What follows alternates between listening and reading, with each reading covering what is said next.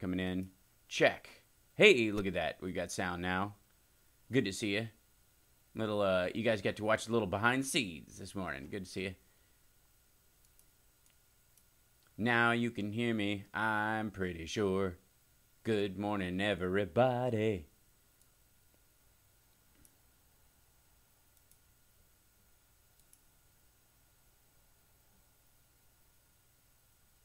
And yeah, I think we're good. Cool.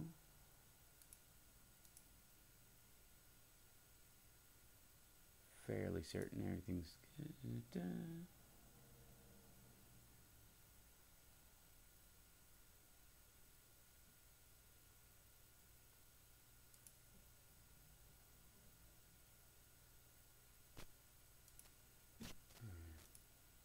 I think it sounds okay. You guys got good sound now? Is that all right? Whoop. I restarted that page.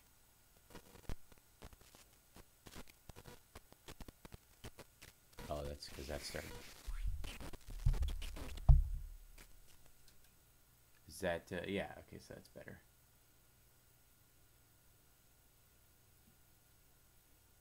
Any thoughts on a Canon SL2?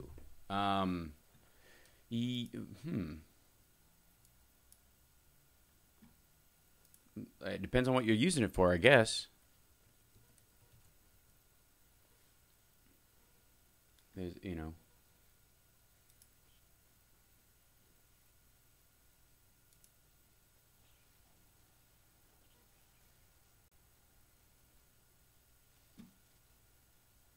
I mean, it's a good DSLR slash video camera. There's a lot of options. There's a lot of lenses. Yeah. I mean, it'll work for you. Excellent. Morning, Carl. How are you, sir? Thank you, Fancy, for letting me know the audio's all right. Cringe Club is way too close today. When is Billy going to do a live stream? When is Billy going to do a live stream? How is he? Philip, yes, we'll eventually get Billy to do a live stream.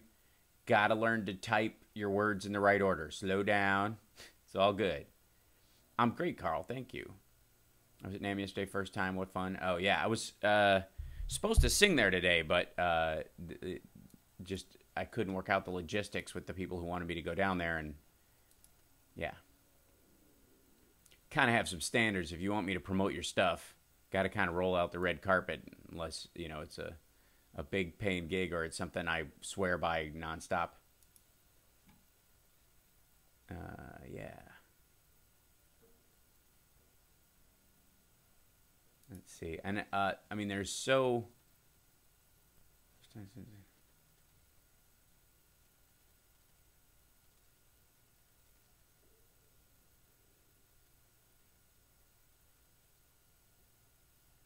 See, I'm gathering stories.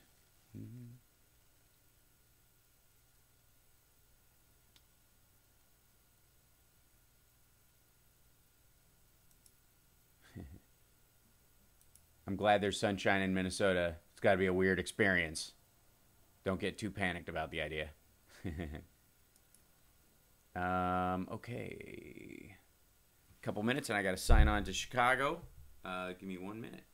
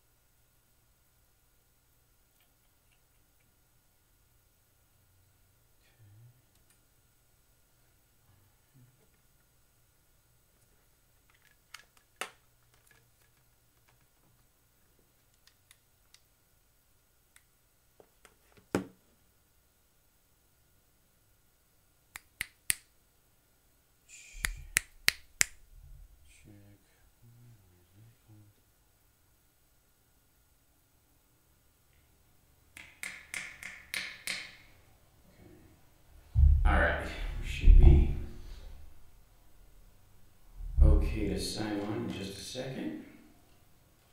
Check. Okay. Sounds good. Wait, why? Hey, how are you? I'm good. How are you? Can you hear me? Can you hear me? Yes, I can hear you. Oh, I'm good. good. Okay, good. All right. Are you able to hear me? I am. You sound great. Wait, did I lose you there for a second? What is going on? I am. I can hear you. Check. Check. Check. There we go. Can you hear me? Is that good? Yeah? Check. One. Yes, I can hear you. Oh, good. All right. Excellent. No, Phew. it's because you got a call early. That's why didn't answer right away. Oh, I really right So out of the gate. Mash from Chicago. Oh, okay. Yeah, because he said I'm ready to talk about Trump almost firing Mueller. Oh, okay. Yeah, we're definitely gonna touch on that. Okay, cool. Yeah. So, Yeah, I'll let him know. It'll be a minute, oh, right? yeah. We got robotic for a second there, but we're We're okay. gonna talk about the first segment, and then get him later. That's right. And Oh, you are. did I get robotic for a second? Is that what happened? We're all good? It always makes me nervous. Oh, reconnecting. Come on. Get connected and stay connected. There you go. Oh.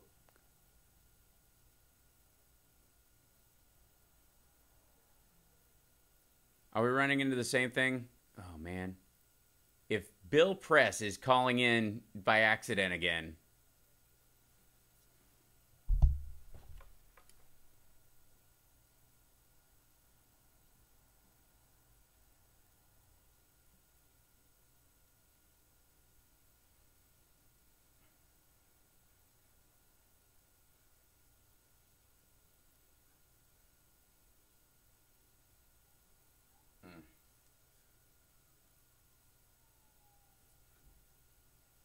Seriously? Oh, okay. I think we're connected again. We made it. Hello? Are you there, Lady B? Yes, we are. Okay. Yes, I got you. It went through its weird, like, Bill Press cycling again.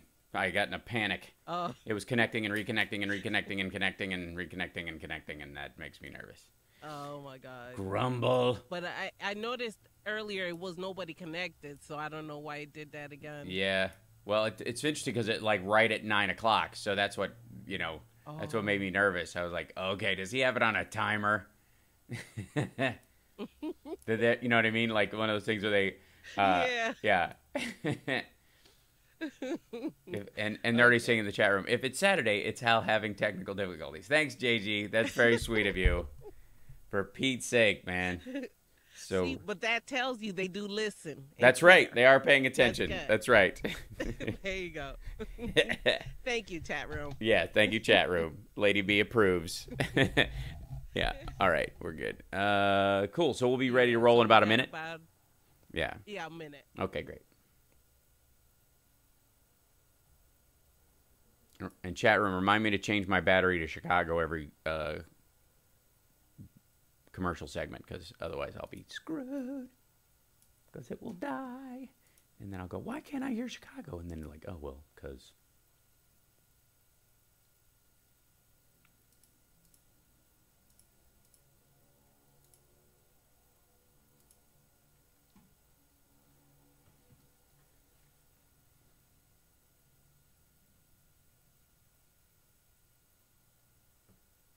Okay, we're almost there.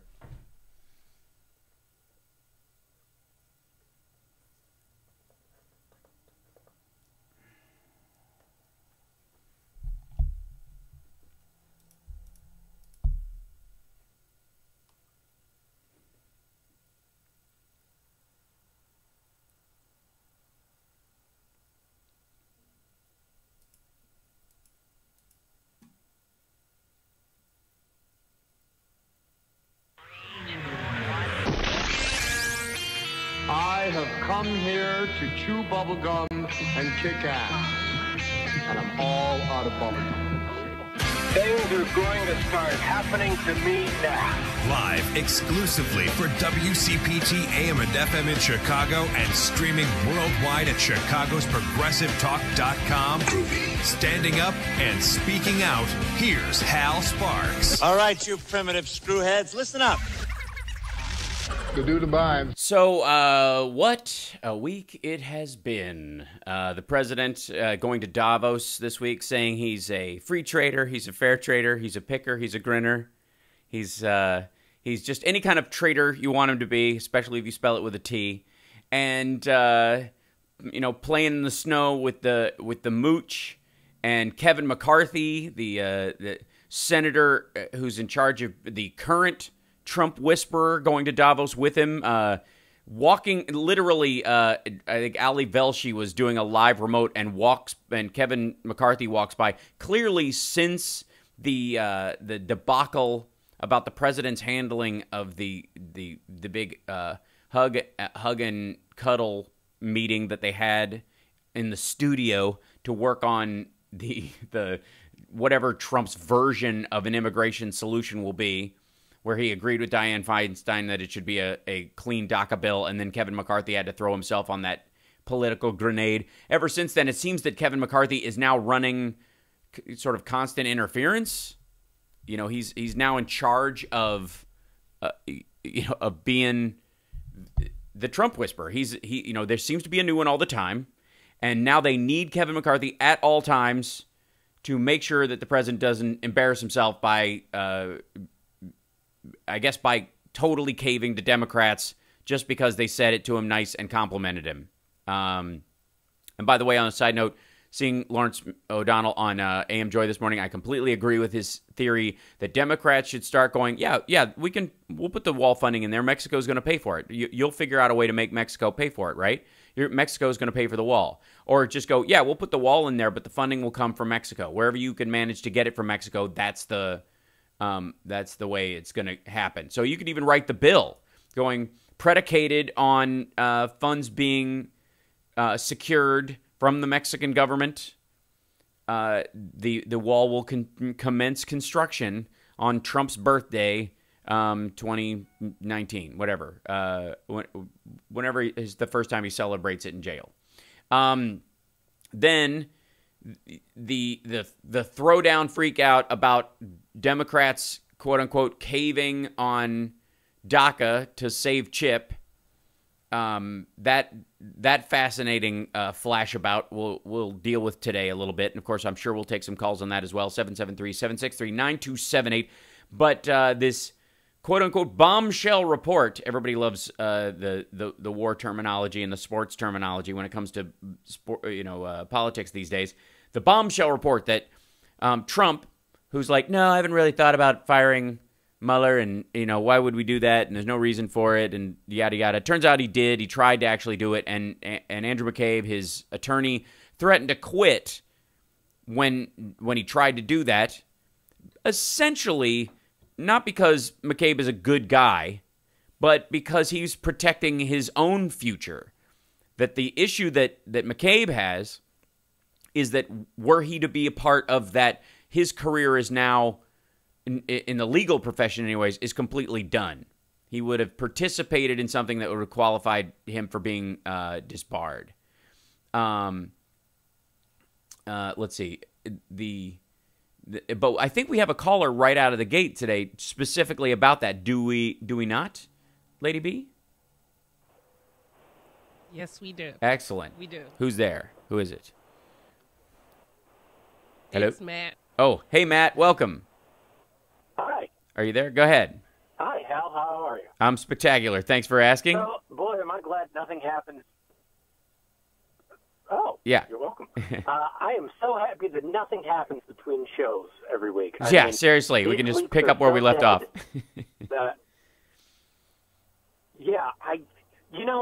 When this report came out, I'm sitting here thinking, again, why are we surprised? Right. I'm surprised he didn't actually do it. Sure. Because normally when somebody says, I'm going to quit, he goes, we'll find somebody else. You're replaceable. And then he does it anyways, and then he goes and finds somebody else, like he did with Susan. Oh, my God, I'm forgetting her name. Attorney General Susan. Oh, Sally Yates? You mean? Or who do you mean? Sally Yates. Yes, Sorry. that's okay. Yeah. He just moved on and got somebody else. So I'm surprised they didn't do it here. Are we really surprised that he didn't want to fire Mueller? Mueller is creeping up his back ever so slowly. Yep. Like that, like Tom did from Dusk Till Dawn with those creepy little fingernails on the guy's back. Right. He's just coming straight up, and he's going to bite him in the neck, and he's just going to take him down. And Trump knows this, and he's petrified. He may not take him down for collusion or conspiracy, as Malcolm Nance likes to call it, but he's going to take him down for something. I think it's a triangulated. Here's the my theory on it is that he like the other indictments that he has secured and the guilty pleas that he has secured, he is triangulating on the person that he is going up against. So in the case of Mike Flynn and the case of George Papadopoulos, he had them on 3 things. And if you cooperate, what they do is they drop the 2 worst ones and let you plead to the smallest one. And it doesn't mean all they had on Papadopoulos was that he lied to investigators by any stretch of the imagination. That's just the one the FBI doesn't let you get away with if they can help it, because they want that to be their constant standard they can use as pressure. They'll never let you pass on that because they can also bring the sentencing down on that to give you a sweeter deal, 6 months, 12 months, what have you. Even if your other charges are extremely serious, you go to jail for a short while. But if you're looking at the other charges, which involve conspiracy, money laundering, registering as a foreign agent, those stack up. We're talking, 3 to 6 years each. And in the case of George Papadopoulos, the number of times he lied and what he lied about, the charges were stacking to be like 36 years minimum. And so they let him plead to that one thing. So what they'll do is they will go to Donald Trump and they will box him in to a lie that they know he has. And then they'll go, by the way, we have Jared and Ivanka in the state of New York. The AG there is going after them. If you try to interfere, this will happen to them and it will only get worse. And the only way you can get through this is if you cop to the things we have, we'll give you the lowest one out, but you will cop to it flat out. And that's because they own him on 2 other things. If Mueller decides, because of Trump's attacks on the FBI, that he's eventually going to just, cut the guy loose, this is it, I'm going for all of it, then we're in a monstrous, indictable president, Senate impeachment moment in American history. If not, he will chip away and say, you know what, resign, or these other 5 things will come out before you resign. They might come out after. I can't help that, but you will be indicted on these 5 things if you don't cop to 2 of them and split. And that is entirely possible, considering how Mueller has been operating. So I'm with you. I think he is. My question is, go ahead. He hasn't. Sorry, I didn't mean to interrupt. I thought That's you were okay. done. No, go ahead. Oh no, I was going to say, just if and when that happens, then we're stuck with Mikey Pence. How do we deal with that? Well, Mike Pence is not reelectable. I'm sure Mike Pence is not clean. No. Mike Pence Mike Pence can't win re-election from the same crowd that elected Donald Trump by any stretch of the measure. He is far too religiously conservative for a vast majority of people, even religiously conservative people. He gives them the willies. He is not a winner in terms of that. He was meant to give Trump the evangelical vote. That is all he is capable of delivering. Pence is not getting reelected, and he may sign some things, but he has an idea that he might be running for election in his fantasy mind, and it's based on actual outcome, not on some sort of bizarre ego trip like Trump has. So Pence would start playing nice to some degree for whatever term he's there. The other problem is that Pence has, he's dirty.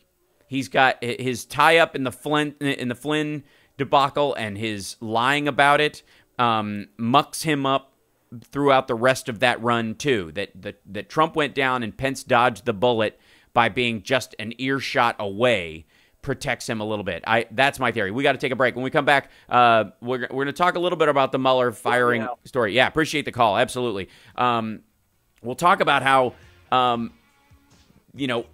everybody's presenting McCabe as this guy who's, sort of the hero in this situation, when really this is just a situation where, CYA will ultimately benefit the country at certain times because people know that there will be a comeuppance for this behavior at some point. We do not live in a Trump-only world, and when the reckoning comes, it will be swift and ugly. And especially those in the legal profession know that. We'll be back. It's the Hal Sparks Radio program, mega worldwide on WCPT Radio, Chicago's Progressive Talk.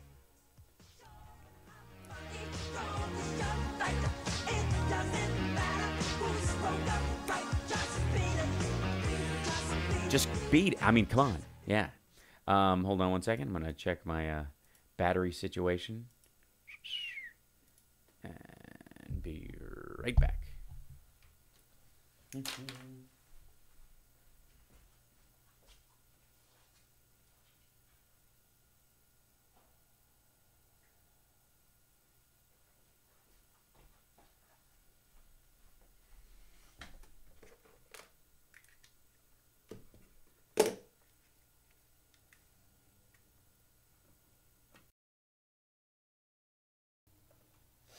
Mm-hmm.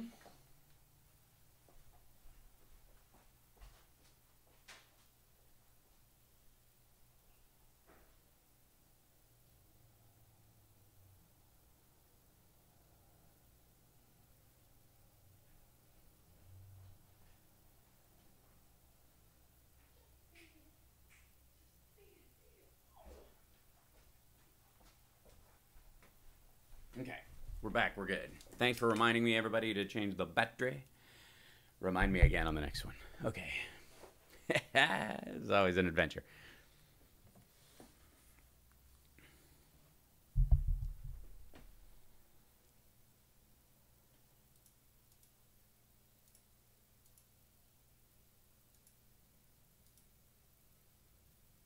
Uh-oh.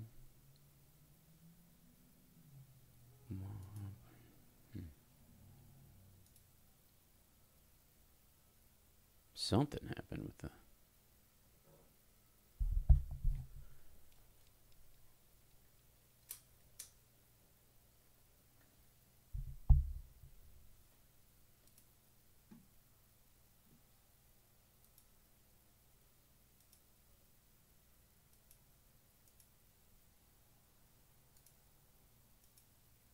$30 seconds. Cool.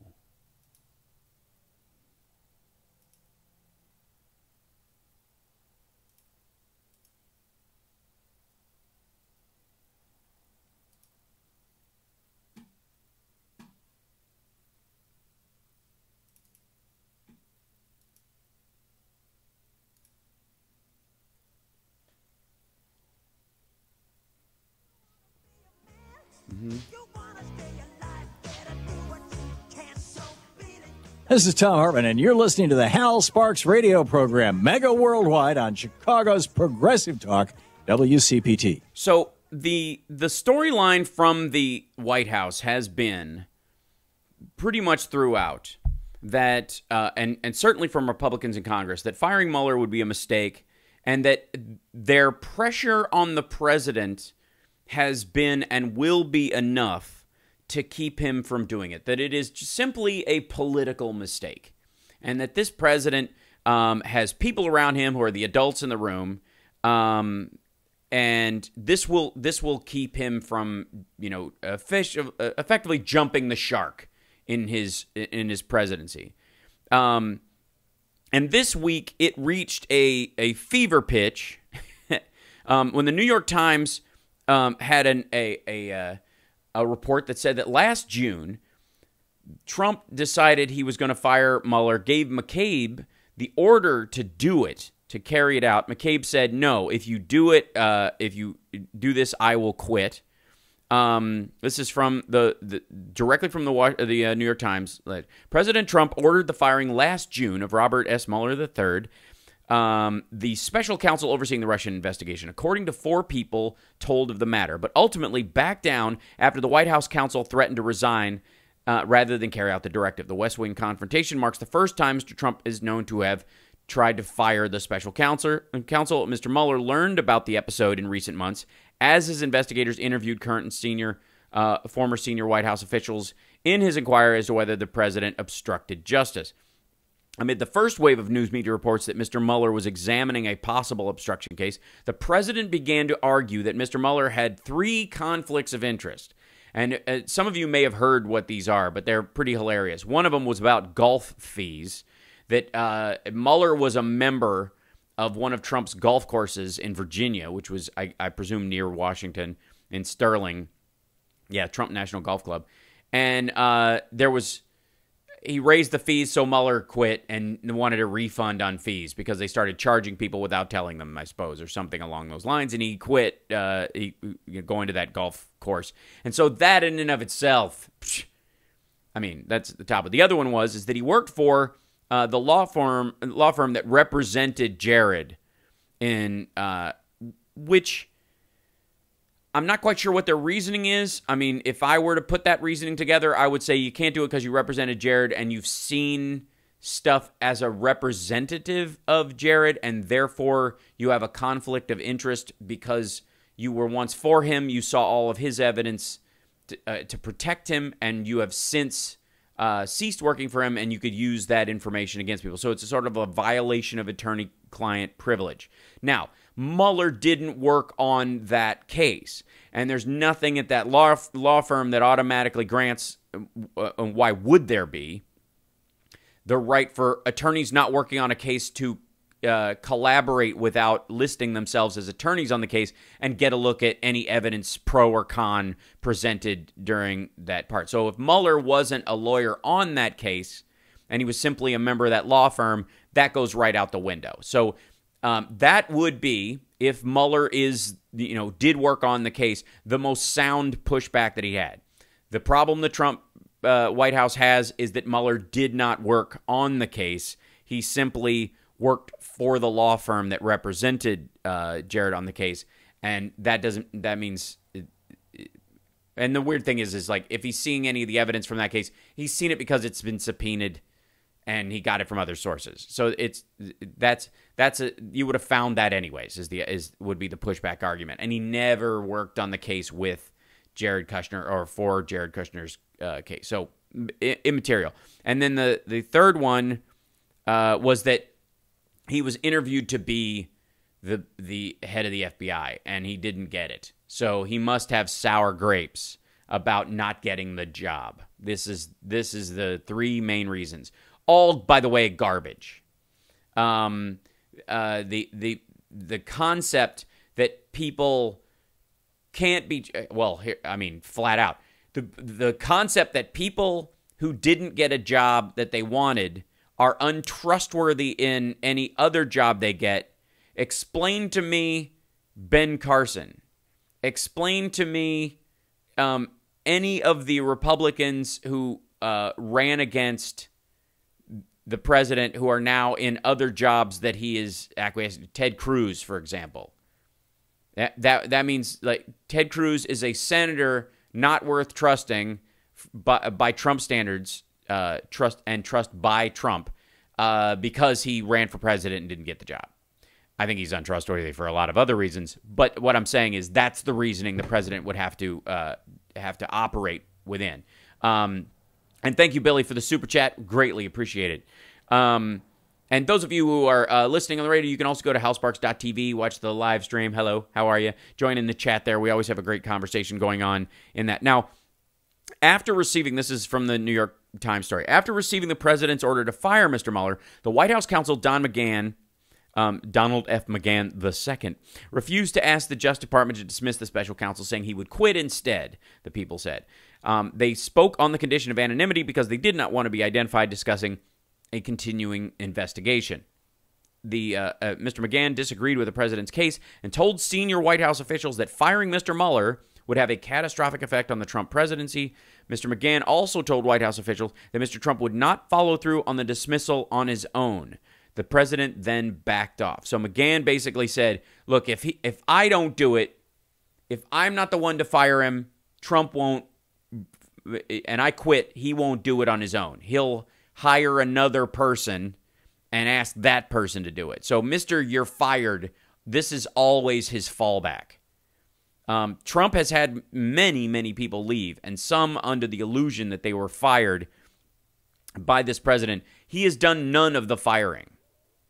That the irony that this is the constant refrain from this guy, and this was his brand, and still he can't bring himself to fire anyone, is kind of stunning. So McGahn, this warning, the theory around this story leaking out at this point in Washington right now is that this is that Trump has been thinking about doing it again, that he's thinking again about firing Mueller.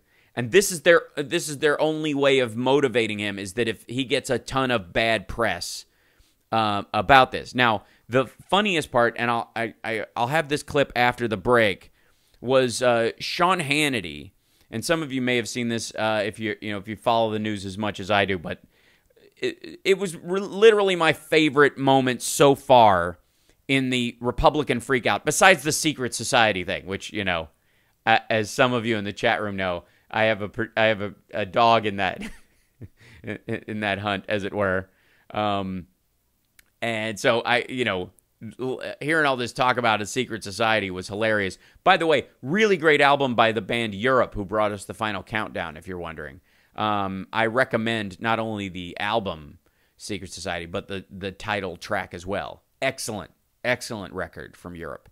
That being said, there was a and ironically, all this secret society comes up after we have the 666 telethon, which, if you're not aware of, I'm planning on buying 666 Fifth Avenue, Jared Kushner's property that's bogging him down. So if anybody wants to contribute to that, they can go on to patreon.com/HalSparks and donate $6.66 to the cause.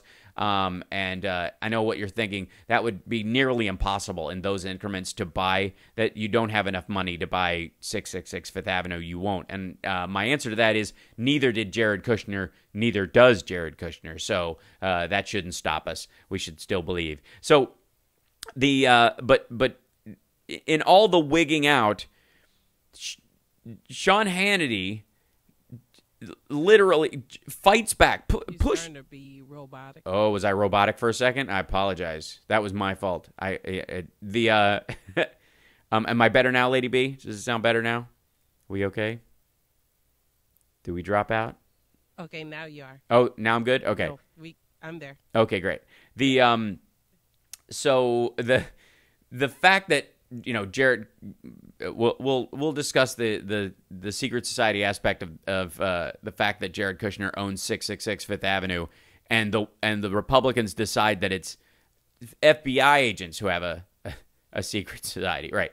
But this idea that Trump himself is going to fire Mueller and get away with it, or be protected by the people around him, that they'll ultimately stop him from doing it, has kind of kept the Republicans in that, safety zone, where they're like, we don't really need a bill or a law right now to protect the special counsel, the one that we let expire because we knew who we were electing. We really, we'll be able to talk him out of it. And now it's becoming abundantly clear that they very well may not. And that this story leaked to the press through people like McGahn and others as a warning to the president through all the bad press around it that he shouldn't do it. The problem is the president only listens to Fox. He wants so badly for CNN and the New York Times to like him that he basically is their sycophant. He clamors for their affection, but ultimately, the last voice to whisper in his ear, physically is Stephen Miller, and media-wise is Fox and Friends, Sean Hannity, and that ilk. He's obviously not listening to Shep Smith. So the word he's getting, as much as they might leak this to the New York Times and it might spread through different sources, it's getting to the Fox group too late, or they're mocking it and throwing it away. With Fox and Friends kind of showing the title, the headline of the article on screen, and then going, well, that's the New York Times for you. And Sean Hannity doing the same thing. Let's take a break. When we come back, I want to play that Sean Hannity audio where he, even his sources say this story is true. We'll be back. Mm-hmm. Well, you admit you like the game, but you're not gonna play. You just ignore what your body is trying to say. I got the feeling that you're playing, and we're both. Gotta love Rick Springfield. And I think this angel's about to sing. I get excited. I do. That's true. By the way, everybody, big shout outs to Richard Marks this week. Just literally, if you follow Richard Marks, yes, that Richard Marks on Twitter, he's definitely on the team and smart as a whip. I've often said he has one of the most wicked senses of humor that I know of. The man is cut from the same cloth as Don Rickles. It's impressive. And yes, Billy, I am excited. Why wouldn't you be? Let's see. I gotta find that Sean Hannity clip because it's so funny. Oh, it's hard to find a clip of it without other people laughing over it.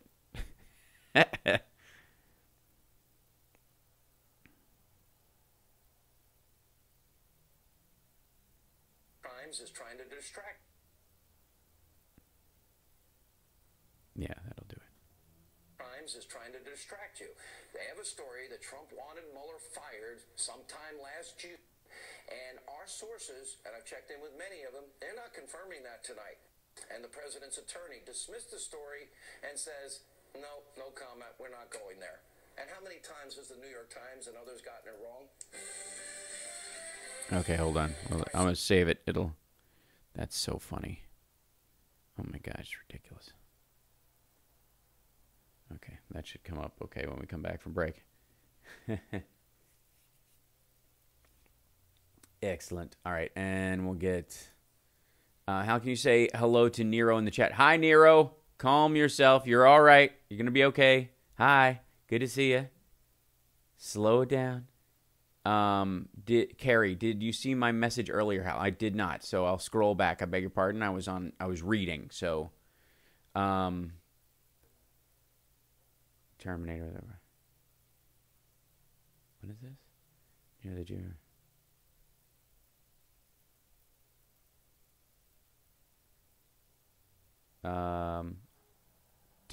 Does Hal read the comments? Yes, I do. Eventually, I have to do it during the break or whatever. He's busy talking on the air, but he can sometimes read what we type. There we go. You guys are so good at holding it together. Yes, and Shirley responding to the idea that hold on one second. The reasoning Trump had as crap 1, crap 2, crap 3. Next.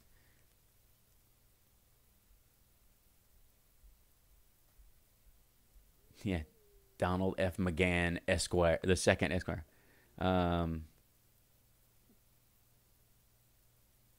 Enjoyed the march here in Orange County. 30 seconds. Oh, thank you.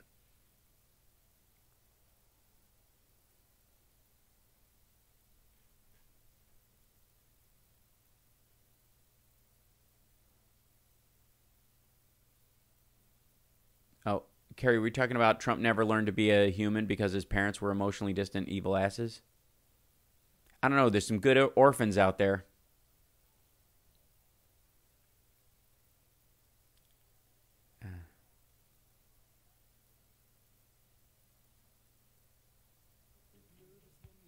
Yes, he is, Carl. He's on Twitter. Now back to the Hal Sparks radio program, Mega Worldwide, 773-763-9278. So this is Sean Hannity, I think 20 minutes apart on his show. So this is the first, it follows immediately. It's a hypercut, but this is, Hannity's job has been to deflect any serious response to the president, as far as him conspiring with the Russians. And I'm a much more fan, as is Malcolm Nance, of using the word conspiring as opposed to collusion. Collusion sounds so soft compared to conspiracy, which is what he actually engaged in. And unless you want to call him a colluser, which I think is funny. Okay, so this is Sean Hannity. Hold on. Look at this. No comment. We're not going there. Hold on. And how many times has the New York Times and others gotten it wrong? Wait 1 second. I want you to hear the top part of that whole thing. Times is trying to distract you. They have a story that Trump wanted Mueller fired sometime last June, and our sources, and I've checked in with many of them, they're not confirming that tonight. And the president's attorney dismissed the story and says, no comment. We're not going there. And how many times has the New York Times and others gotten it wrong? Cut to 20 minutes later. All right, so we have sources tonight just confirming to Ed Henry that, yeah, maybe Donald Trump wanted to fire the special counsel for conflict. Does he not have the right to raise those questions? You know, we'll deal with this tomorrow night. We have a shocking video of the day to bring you, by the way. This footage comes to us from Arizona, where you see that red SUV, high-speed police chase. Yeah, that it's so funny because they immediately that's what he goes to, is he cuts to a car crash, like this dude just ripping down a side regular street, smashing through other cars or whatever. That was gorgeous, but indicative of how there is a media caretaker aspect at Fox News. Essentially, since Roger Ailes left, the methodology there is we must manage the president's mood. And I don't know that car chase crash thing clip was for us or even for Trump voters who they were trying to distract. I think it was for Trump himself.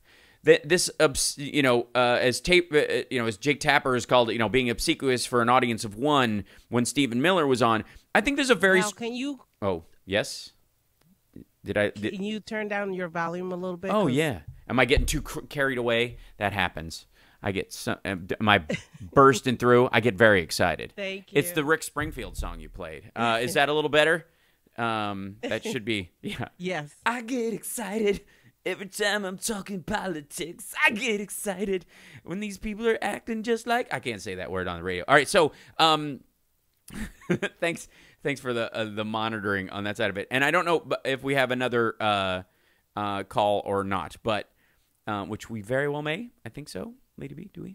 I'm always worried when I don't know if she... No. Okay, good. All right, great. Sorry. All right, 773-763-9278 is our number. Just letting you know that.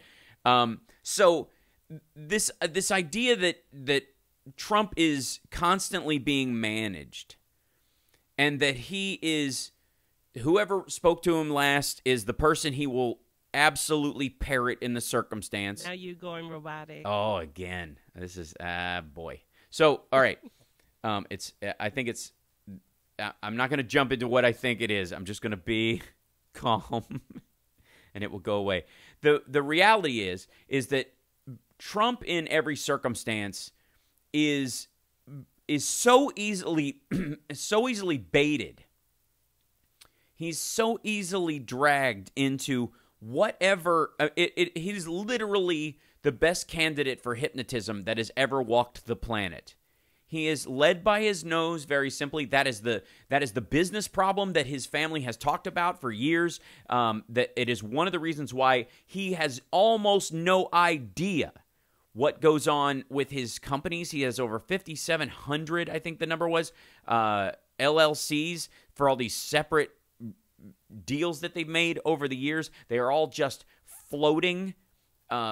So he honestly doesn't know the material basis of a lot of these companies. He doesn't know where the money's coming from or where the money is going. When Eric Trump goes on TV and says, yeah, we got $100 million from Russia for our golf, our golf club in, I think it was the one in Scotland. When he was asked by this Financial Times reporter going, nobody's lending to anybody, and they're especially not lending to you after a couple. Where are you getting from? Oh, we get all the money we need from Russia, and we have access to $100 million in cash from there, and that's what we're putting into our golf clubs. He's Trump. The one of the things with like, there's no collusion. I have no business in Russia. There's an argument almost for the Reagan defense, which is he has no idea whether he has money in those places. He could have been told by his family that they found the money from their own places. We can use our own money from our own golf club fees, which is one of the other arguments where he was using creative financing by overcharging fees, and then during the time when they would refund them, they would have excess cash, loan it to themselves, pay it back from another source, basically laundering bad checks that they were forcing other people to write to pay for some of their other properties. And the fascinating part is that you've got this man who is a great leader with a great memory. Probably one of the best memories, and was the greatest candidate, and the best at everything. And at the same time, he's a free trader. He's a fair trader, which are nearly mutually exclusive. There's so little overlap in those political philosophies, it's absurd. So, but that never stopped Trump from going, I'm a fair but reciprocal. I want reciprocal. We want reciprocal. You're going to hear that word a lot because I like the sound of it coming out of my mouth, and and I don't understand the difference between free trade and fair trade. They sound the same to me, so I'll say reciprocal and go. That's what I want. I want it both ways, but neither way. The fact is that when he sits down, there's a very strong chance. And by the way, this week was when he said, I'd love to talk to Mueller. Oh, yeah, I'm going to talk to him. I'd love to talk to Mueller. Love to sit down with him under oath. There was a reporter in the room, and I'm not sure who it was from because I've only heard the audio of the recordings, who said, so you would do it under oath to hold to a higher standard, which was that reporter baiting Trump. That reporter was baiting Trump into saying what he said next, which was, of course, I'd do it under oath because Hillary didn't do it. This is the best way to get Trump to stick his foot in his mouth and basically ruin his chances of an out in almost any circumstances is to make it an ego game. And that's precisely what that reporter did during that dust-up. He's back and forth like, I would do it. I'd talk to him, not a problem. I mean, and somebody said, would you do it under oath? And he goes, well, did Hillary do it under oath? And she goes, I don't know. And here's the point. And I guess some people have mentioned this, but it bears repeating.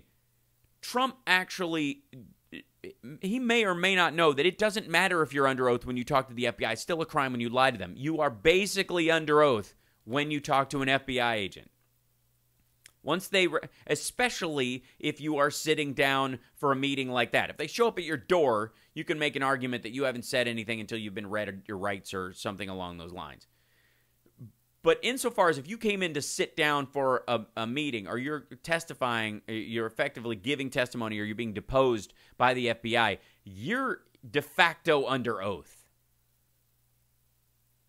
So the fact that he's splitting hairs about that is kind of is absurd and shows his ignorance. But the reality is, he could step in it and lie under oath out of complete ignorance of how his business runs.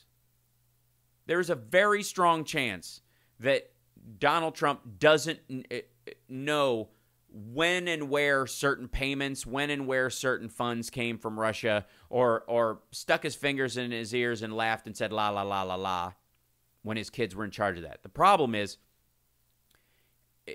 since he has no loyalty to anyone, he is effectively setting up his family members and other members of his business for a huge fall, because they do know where that money is. They do know how those checks were written, or where those pallets of cash came from.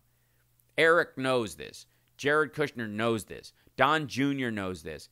Ivanka knows this. And if Trump comes in and says, I don't know where any of this stuff is, and I don't know where that money came from, and I would never use that money, and I don't know, they of course have paperwork linking money coming in and out of the United States through money laundering. That's why Mueller hired a specialist in money laundering for his team 7 months ago. They know this stuff. when anybody meets with Mueller right now, they are only answering questions he already knows the answer to. That's what Trump has to recognize. That's his lawyers know it, but Trump's ego is so delicate that he is going to walk into this rake, and if anybody wants him to testify in front of Mueller, the trick is to use the exact same tool that one reporter who was asking, make it about his ego. It's got to be like, are you just too afraid to talk to Mr. Mueller under oath? Are you afraid to talk to him under oath? Are you afraid to be deposed? Are you afraid?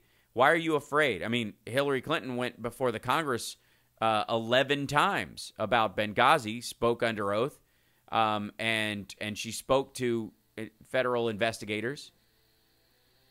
Why are you afraid, Donald Trump? And that's what people should be, I'm just saying, tweeting to him all the time. Why are you afraid to speak under oath to Robert Mueller? Why are you scared?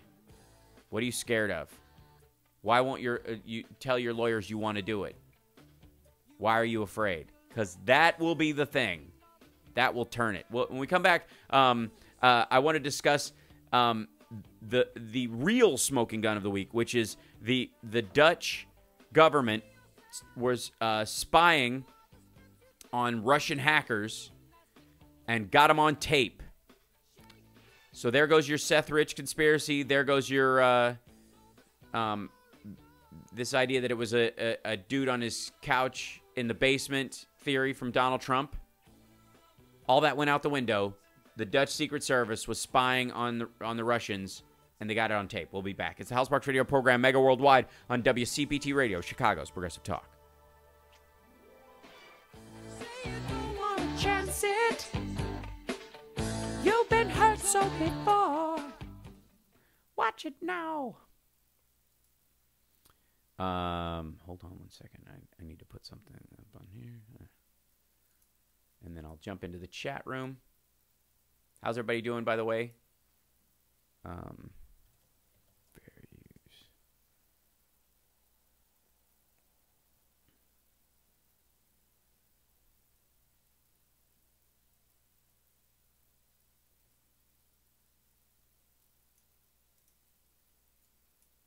Okay.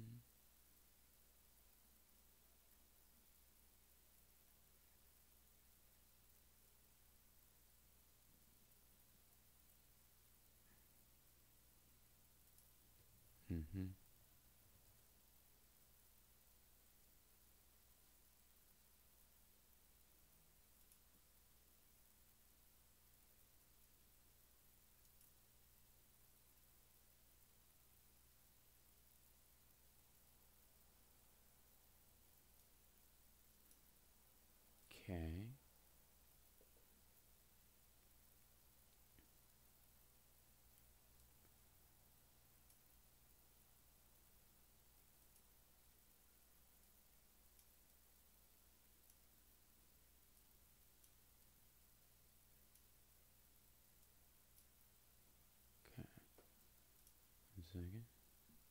Hey, look at that. Fair use. That way, that should solve some of our demonetization issues that we keep running into. One would hope.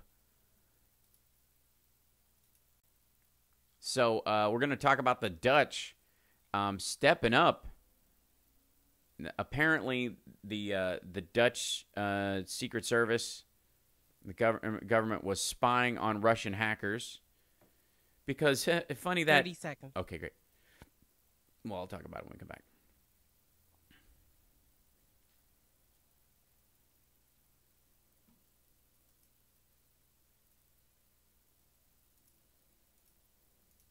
Okay, let's see. What was that?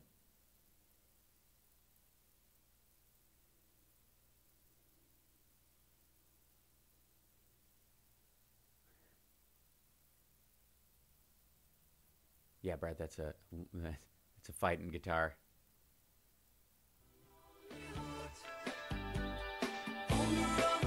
Great.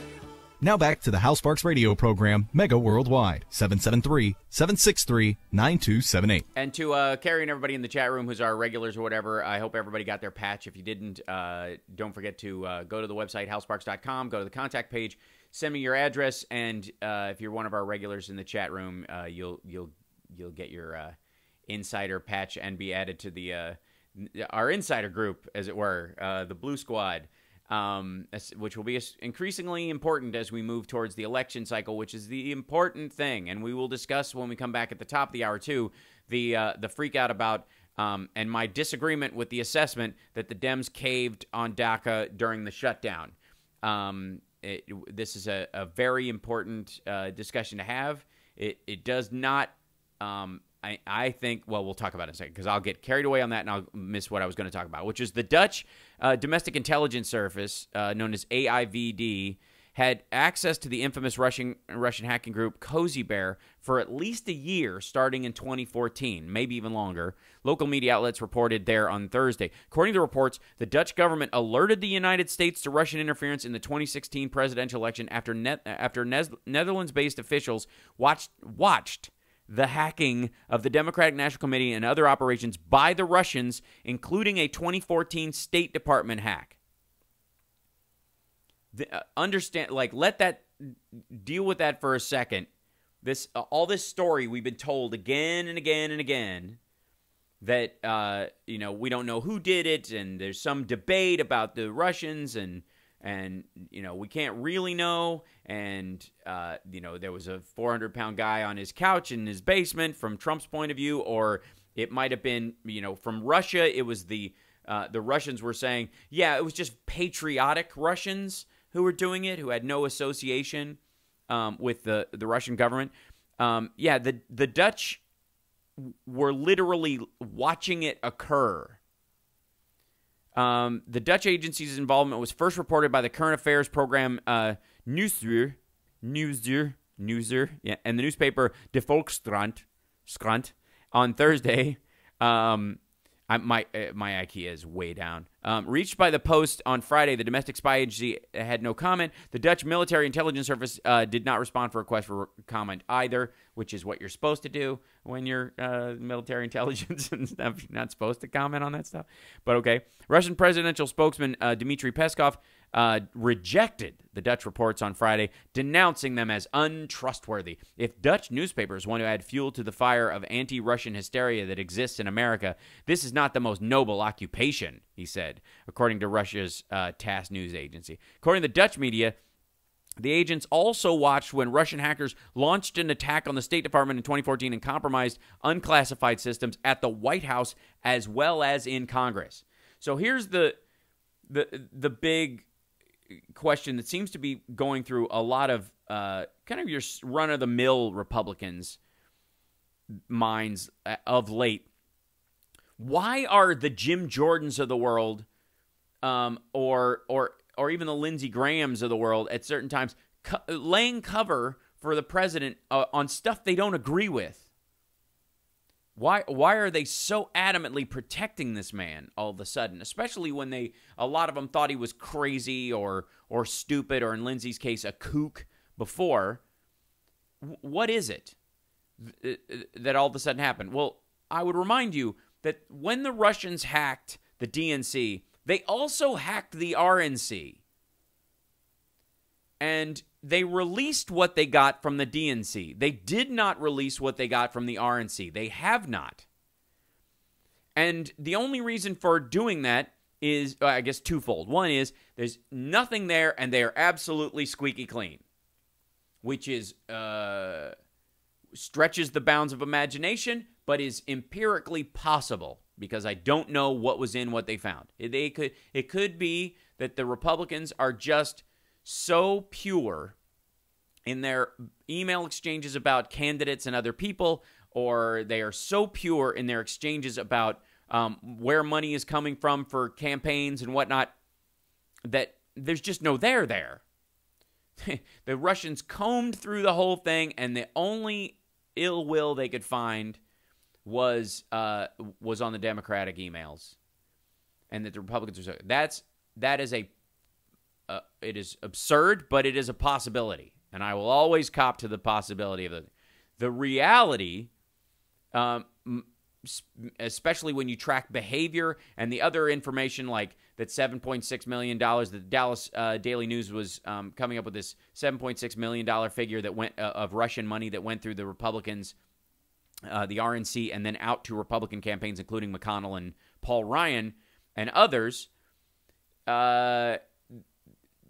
It points more in the direction that they are effectively being blackmailed, that they are as compromised via compromat as Trump is.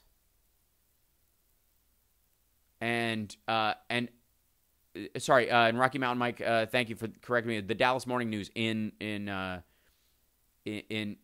Texas reporting that $7.6 million went through the Republican coffers. And yes, in the chat room, I don't believe that's a genuine possibility that the Republicans are so clean and so pure. I'm just essentially saying there are only two reasons. One is possible but entirely implausible, and one is probable, plausible, and possible. And that is that the Republican Party, large members of the Republican Party, and especially people powerful within the Republican Party, are as compromised with the Russians as Trump is. And that comes from the fact that they got RNC emails as well, and they did not put those things out. Will they at some point because they think that it will benefit them politically? Very possibly. But as for now, those are the only two options. And when you look at what the Dutch found out, this concept that the Republicans have been using, that, yeah, there was hacking that went on, but it wasn't the Russian government and they weren't trying to help Trump, is patently false. Now, whether they were trying to help Trump because they liked him or because he would be an agent of chaos that they could control is the debate, but not whether or not they helped Trump. They absolutely did on multiple fronts. And the problem that Trump has is that he's so hell-bent on denying that they helped him that he denies the existence of reality, even if that help was not meant to help America or even ultimately his campaign long term. Because they very well may wanted to help him to hurt America or create some sort of divisive mood in the American electorate, which they absolutely played to. When they were pushing Schumer shutdown all during this, they were also pushing the Russians, hackers and trolls were pushing all during the last week and a half the Schumer shutdown and trying to foment disgruntled Democrats on the Schumer caved argument. They were pushing that as well. So it's very important that when all this news comes out, that you digest it with the patience that the Mueller team is doing it. We'll be back right after this. It's the Hal Sparks Radio program, Mega Worldwide, and WCPT Radio, Chicago's Progressive Talk. When we come back, we're going to talk about this concept that, because we have another government shutdown coming next week. It's a week from, Friday? We have another government shutdown coming. Unless DACA passes. We'll be back. It's the Hal Sparks Radio program, Mega Worldwide, and WCPT Radio, Chicago's Progressive Talk, 773-763-9278.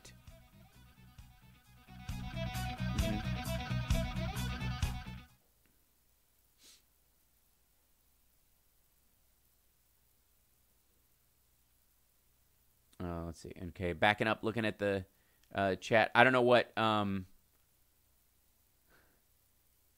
squeaking, but maybe not clean. There's no there. They just released it. Bugs are easier to blackmail because they're so dirty. I think that's the argument.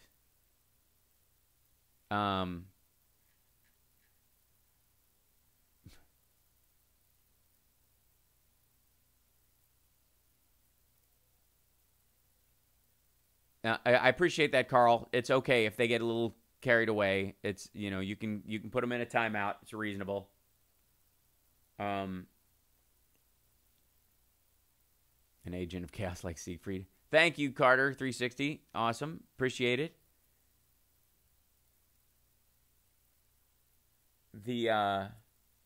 Don't forget, guys, if especially if you've done the super chat in the past at any time, give me your address, and if you haven't got a patch already, and we'll get you one right away.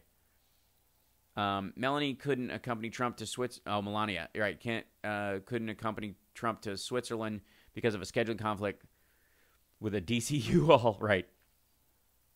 Yeah, that was super weird. That Melania didn't go to Davos. Especially because she's bilingual. And some of the countries and people there also speak her native language. So, okay. Every politician is problematic. We just have to vote for the least problematic ones in elections. Well, Carrie, you know how I feel about the phrase problematic. And I find myself accidentally using it sometimes, and I try to curtail it because I feel like it's a death by 1,000 cuts kind of a word. I'm interviewing candidates for the Windy City Times, and they do not know how to be succinct. Well, yeah, I mean, it's because a lot of times we're talking about complicated issues. There are no succinct answers to a lot of what is going on in the political discourse right now, and that's why a lot of people walk into a rake. Especially when you're talking about the Me Too movement. There is no, the minute you think you've got a cut and dry phrase for it, it bites you. And I've seen people do it and watched them. So that's why. How do you get a patch? Just send your address. Go to hellsparks.com to the contact page. Send me an email there with your address in it and a little. Just put the word patch in there so I know it's free, so I can find them and send it to the right one, because I get a lot of emails there about different stuff. Okay, let's change the best candidate in the field rather than the least problematic. Absolutely, and that is a more truthful statement, because by the standard of problematic, there is not a single human being on the planet who is not quote-unquote problematic. I did, and I'm glad you got it, Carrie. Thank you. I saw the response. So the problem with the difficulty, like, it's hard to not even overlap in the languaging of it. The issue I have with problematic is it is kind of like the word offensive, and we've talked about this before, is that it is too soft a word for real problems and too hard a word for normal human interaction. It's not a strong dollar. Yeah. Oh, yeah. I am Groot, too. Yeah, you're almost to the point where I am Groot will be that's going to be my political campaign. I think Melania is prepping for a divorce, hence her absence in Davos. Yeah, I don't know. I don't know what her prenup is like.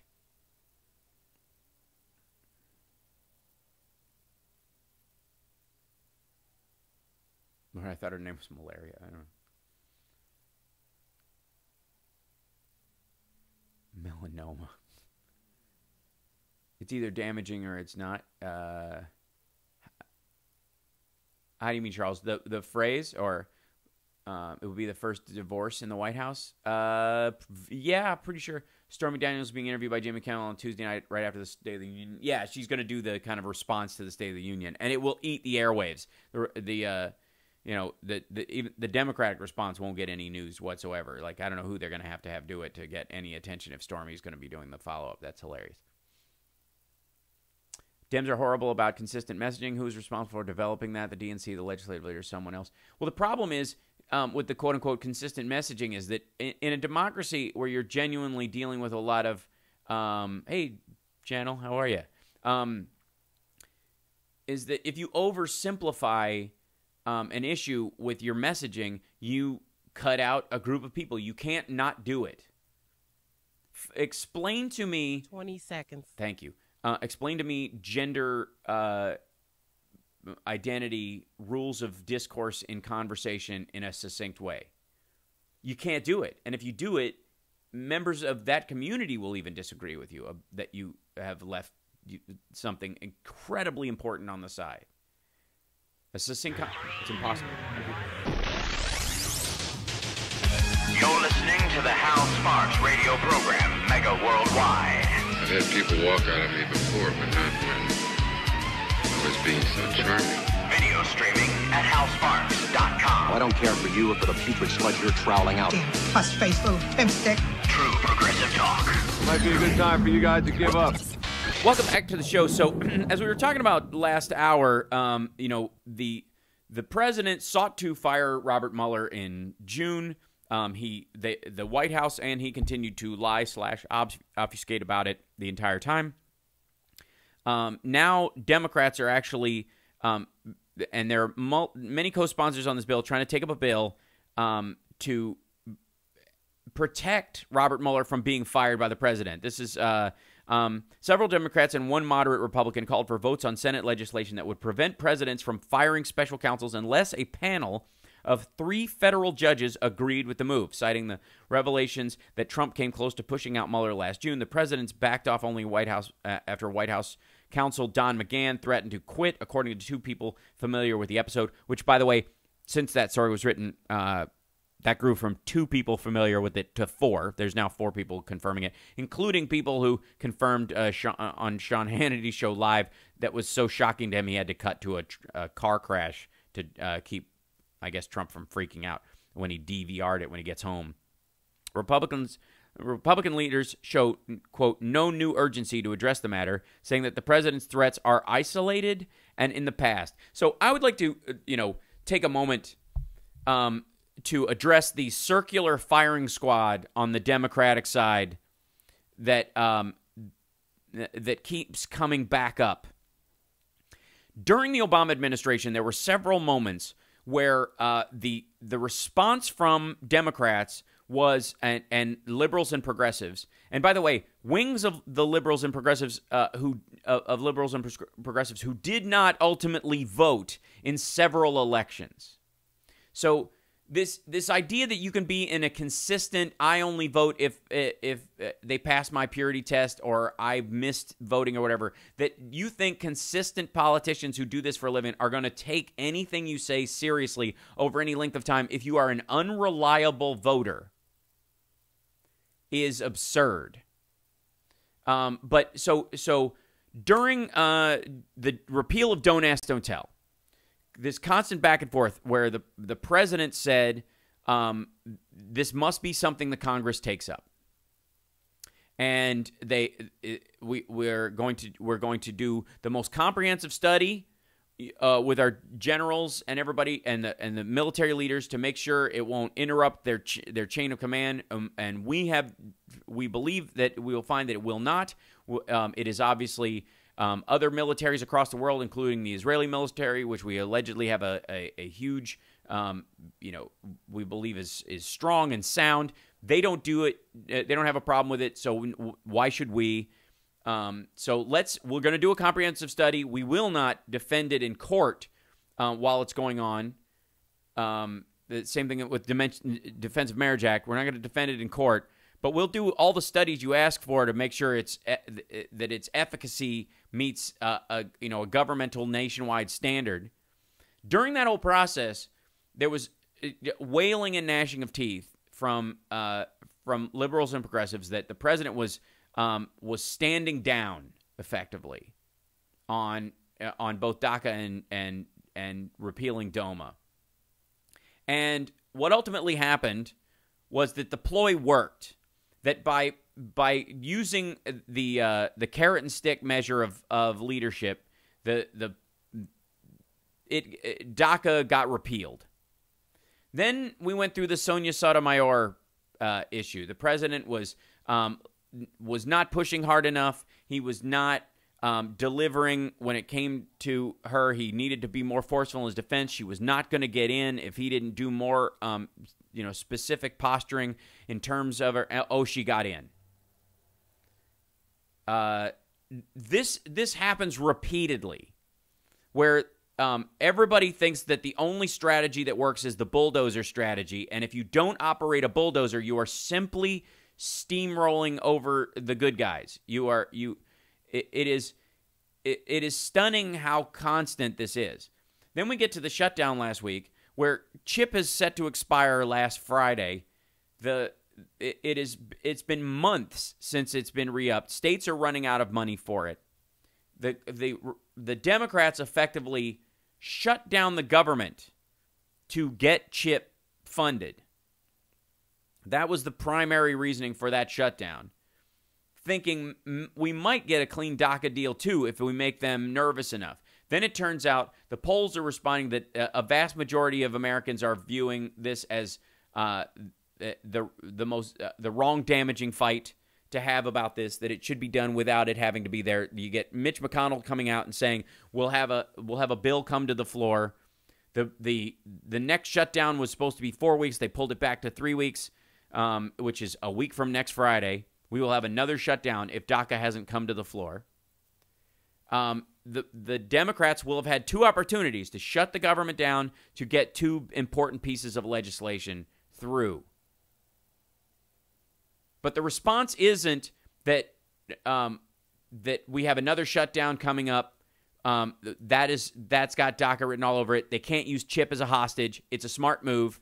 They, the first shutdown removed CHIP from the strength point that the Republicans were operating from. And the next one will be effectively all about DACA, which they agreed to put to the floor. And there will be starting next week from Wednesday, there'll be this wigging out that's going on about whether or not we're going to get a DACA bill, whether or not the shutdown's going to come, and Democrats and liberals and progressives and a good portion of people who support DACA on the from the conservative side will shrug as the nation goes into another shutdown. And the Republicans will have to relent on it to get the government reopened. If the Democrats got 6 years of CHIP funding out of this one, and 3 weeks for a CR, 3 weeks. If the Democrats had said 6 months, or the date for the end of the CR had been past the date for DACA, yeah, that would have been a cave. That absolutely would have been a cave.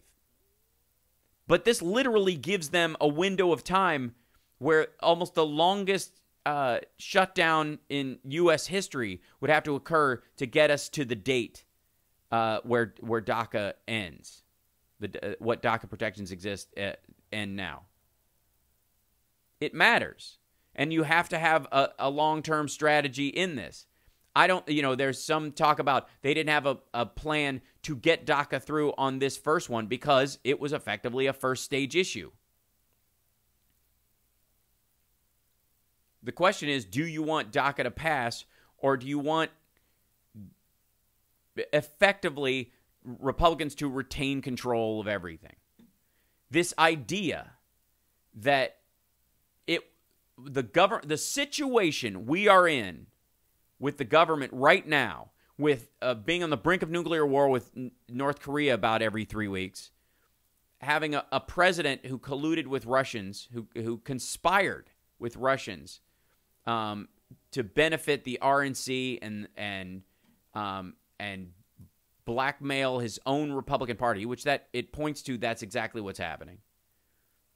That we have that all the stuff that liberals and progressives are complaining about, the mass deportations, families being torn apart, all this stuff. The idea that would have happened under Hillary Clinton is patently absurd. And this idea that she didn't pass some sort of purity test, so we didn't vote, or we wrote in Jill Stein, or I was in a blue state, so my vote doesn't matter. That stuff's got to stop. Because it's infantile, and it doesn't serve the actual needs of the people. Because I don't know anybody who thinks that the ICE roundups that are going on right now would have been the same under Hillary Clinton. or that the individual mandate would have been killed in from the ACA through a tax bill that benefits the 0.01%, or that they would strip environmental protections left and right, or gut the National Park Service for uranium mining. And and it is my opinion, you can have a problem with it. If you voted for Jill Stein or you abstained from voting, this is on you. This is what happens. This is part of it. And if you think there should be better candidates and you're not a member of the actual party committees and whatnot, again, you're operating as a voter. You make an adult choice as a voter. Anybody who thinks any of this nonsense, there are more Goldman Sachs people in this White House than even the most fantastically deluded people would have thought Hillary Clinton could have had. And for God's sake, she made more money giving speeches to colleges than she did to giving speeches to Goldman Sachs. We'll be back. It's the Hal Sparks radio program, Mega Worldwide. Oh, man.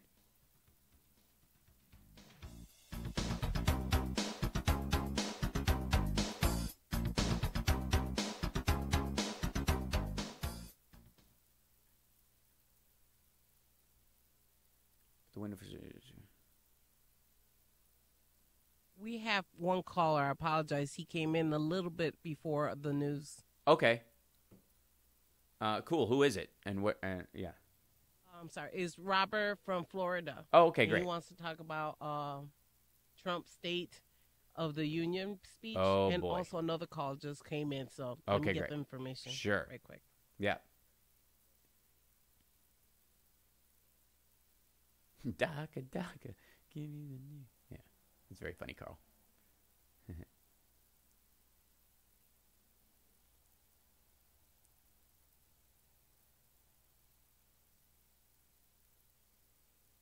Let's see. Dems are doing much better with 50-state networking. It's working. We need to add much stronger messaging to that. I agree. If we fund both Chip and Ernie, I think we need to appropriate funding to fund an investigation of what happened to my...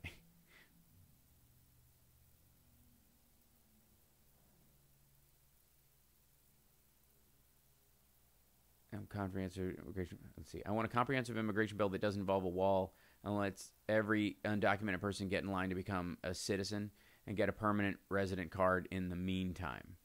Oh, thank you, Julie. Thanks for the super chat. And yeah, I mentioned Carter and Billy too. So thank you guys so much. Yeah, Bill. Yeah, I said Billy early on. I just want to make sure I said it. Thank you. Thanks, Julie. And I'm so glad he. Yeah. That's all I'll say. It's up to you. I don't want to overshare.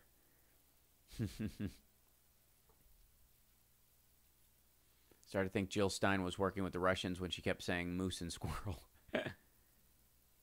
Won't be able to do anything if we don't take the House. That's exactly right. And we gave up. If you didn't vote, you helped Gorsuch get in. If you didn't vote, or if you voted for an alt candidate. Jill was working for Jill. And 20 seconds. And Obama put the onus on a citizen to make him on issues,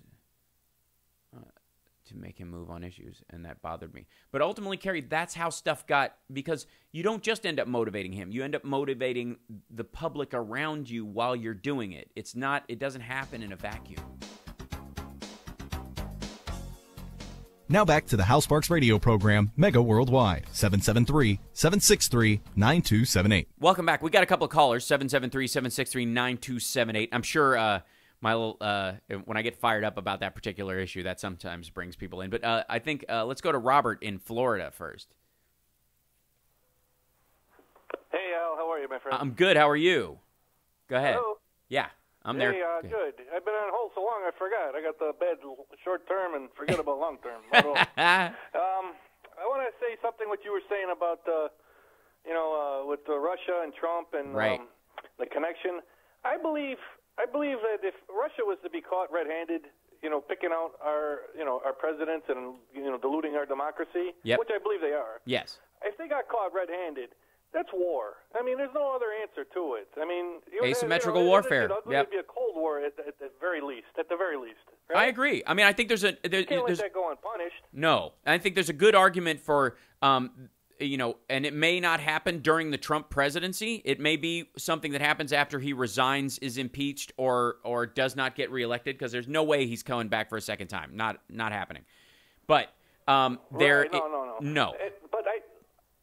But it will be something that the EU and NATO and UN all get involved in. Like the EU and NATO and the United States post-Trump, this will be an absolute response to a cyber Cold War with Russia. You're absolutely right. Here's the other thing. I think I believe there is collusion or conspiracy, whatever you want to call it, right? But I think it's between the oligarchs in America and Russia, the mafia, Russia, whatever, Putin, whatever you want to call it. They're all the same people. Right. I think the collusion is between two, and he's like the third-party beneficiary of the thing. He knows. He benefited from whatever Americans have. Because I say the American media is complicit. I mean, they didn't. Any time his plane was about to land, whoever was on TV, they would put in a little box, and they would watch his plane land as if he was already the president. They would show an open podium waiting for him to address it. Right. So the media had it hot for him, and they got him elected. Yeah, I agree. And he's an ancillary part of it. He's like, I don't know. You're a screener. Yeah. Well, I would say that he's basically like the guard at the gated community. Like, they don't consider him one of them, but he's there to make sure nobody messes with their stuff. And he'll get. Well, that's it. You're right. They couldn't trust Romney with that. No. And that's why he lost. That's right. He's actually. Romney called out Russia. He said, "You know what? Our biggest problem was Russia," and he was right. Unbelievable. I remember that, and Hillary laughed at him and said, "Oh, Russia?" Right. Well, it turns out it was right. Right. Well, she was talking about China at the time. Now. Yeah, I appreciate the call a lot, Robert. Always a pleasure. And I think you're right. And I think Robert's got a real point there that, and it shows up even with Davos, which is like they look at him as this kind of Beverly Hillbillies kind of bumpkin coming there.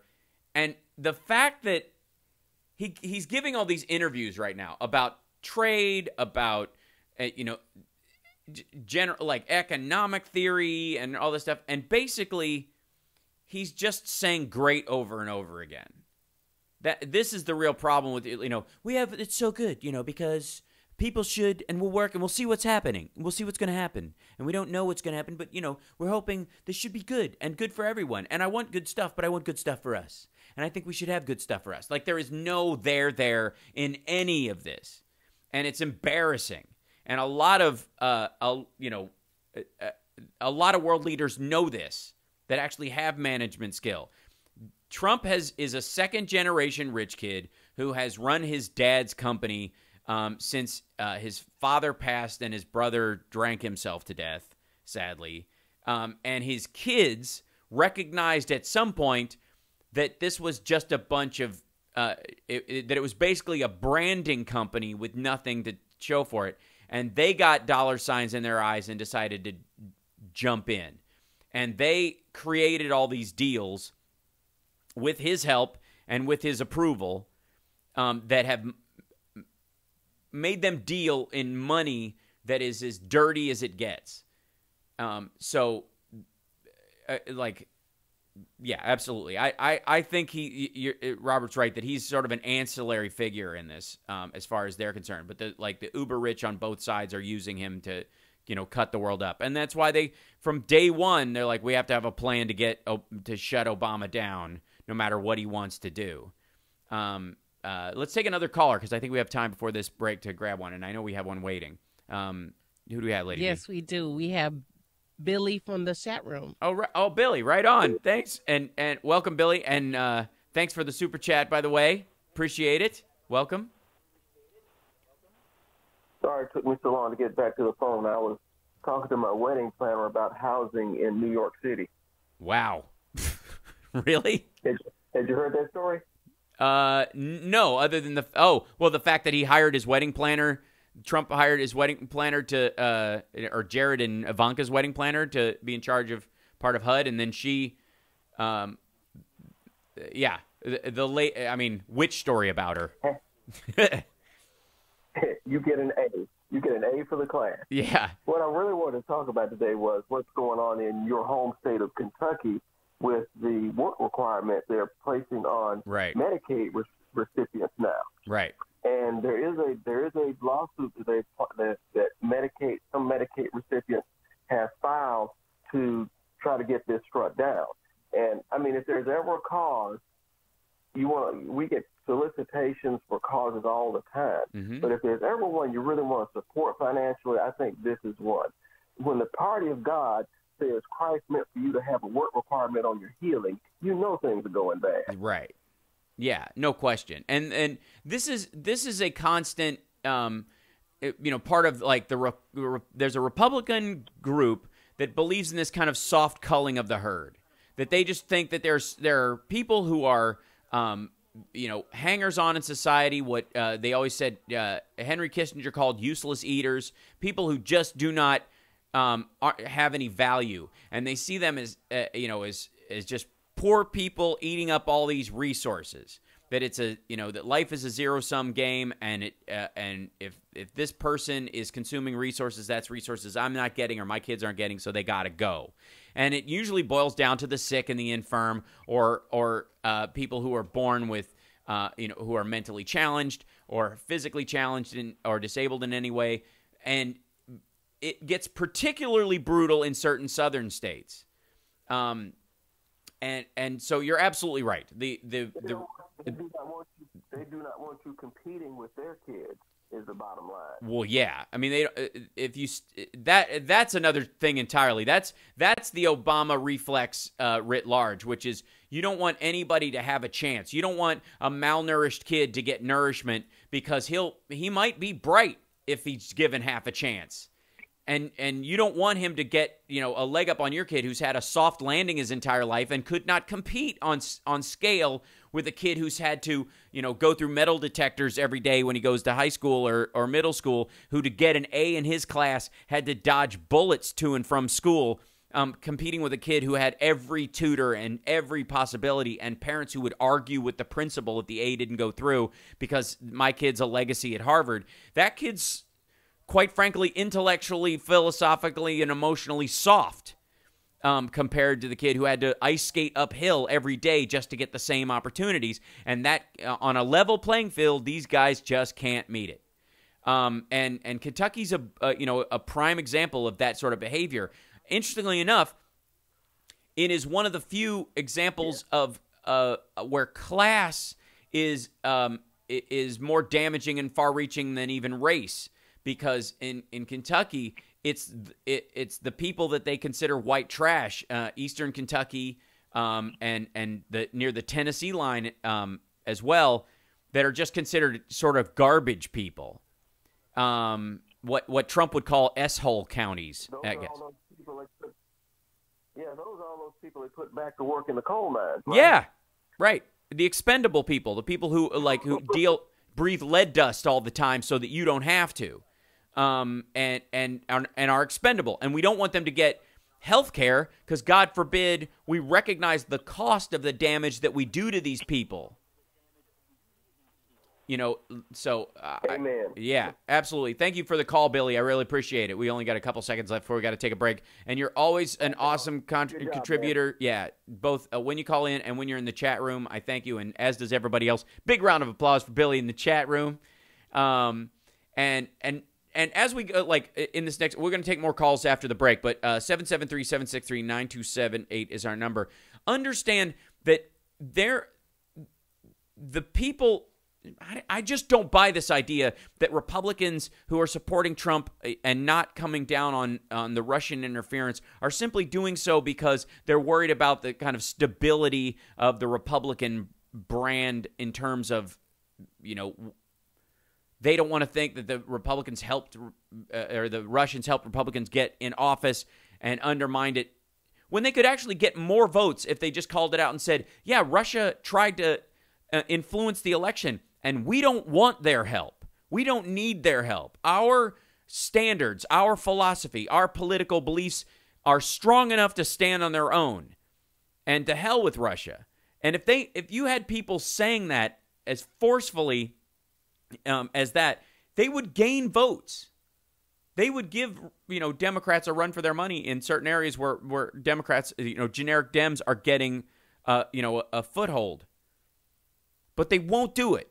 And so the only reason I can think of that they won't do it is because either they like the benefit, so morally they're reprehensible, or the president or they got some dirty money, or the president has some information on them, or the Republican Party has some information, or the Russians have some information on them that's keeping them on a choke chain. We'll be back. It's the Hal Sparks radio program, Mega Worldwide on WCPT Radio, Chicago's Progressive Talk, WCPT820.com if you're looking for the website, and you can get links to the SoundCloud of your favorite shows there, as well as this one. And, of course, you can go to halsparks.tv, like and subscribe. Our Patreon is patreon.com/HalSparks, and you can also give in the Super Chat to support the show.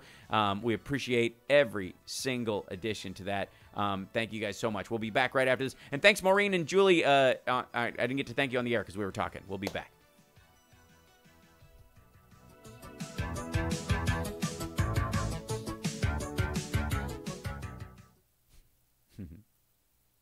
We will not be deterred. That was one of the funniest Sean Spicer, Melissa McCarthy jokes. And we have a president who will not be deterred. The fake dog poop. Oh. Killed it. Okay, so, Hal, could you address the bonuses the large companies are giving out, supposedly as a result of the tax bill, really because they're doing what they can to support a political agenda? Absolutely. It's effectively a bribe towards what's going to come later, which is to hide the firings.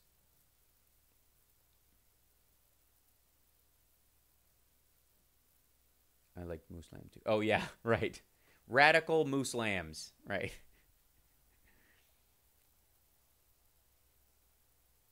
Yeah, great call, Billy. Thank you.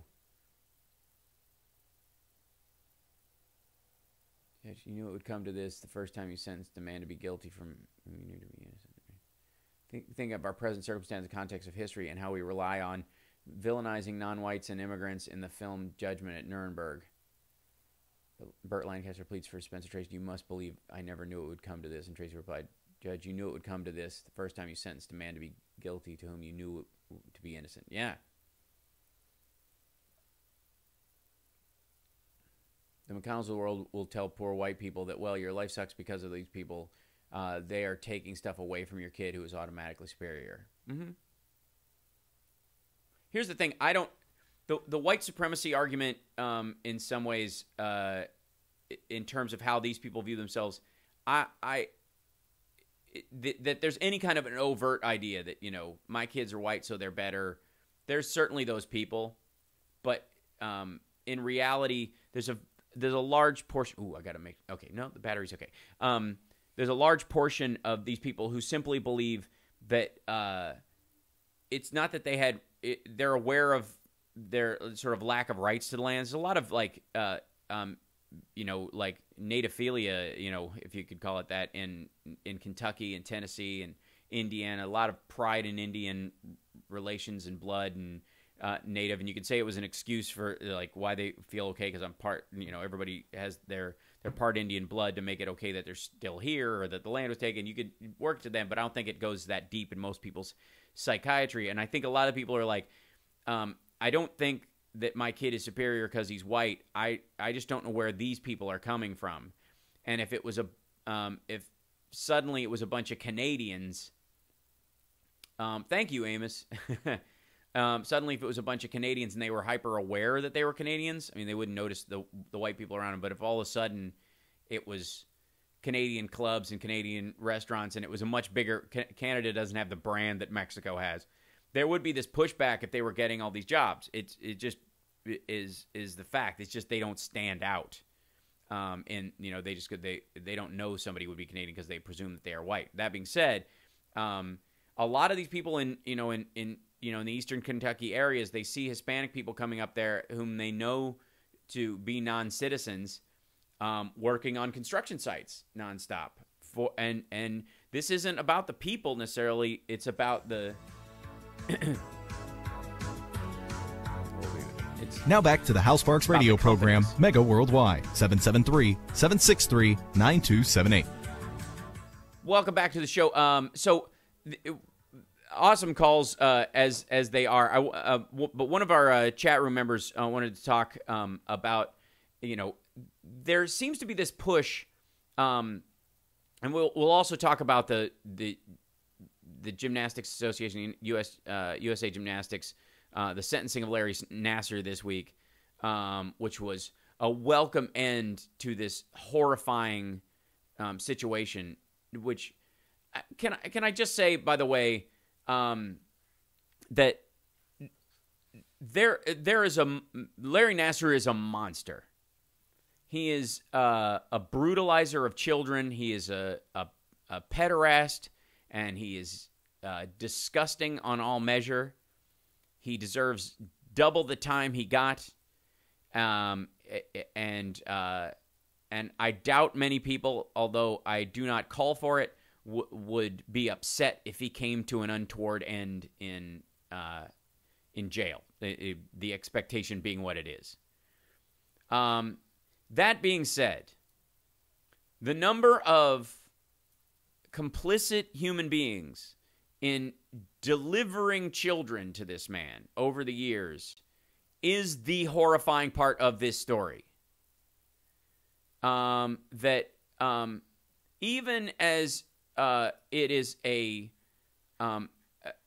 win for the Me Too movement and shows the importance of victims being able to come forward and say their piece without fear or secondary consequence, both in their chosen professions in the case of when it happens at work and in their personal lives, which is victims of sexual assault have always encountered difficulty in the furtherance of their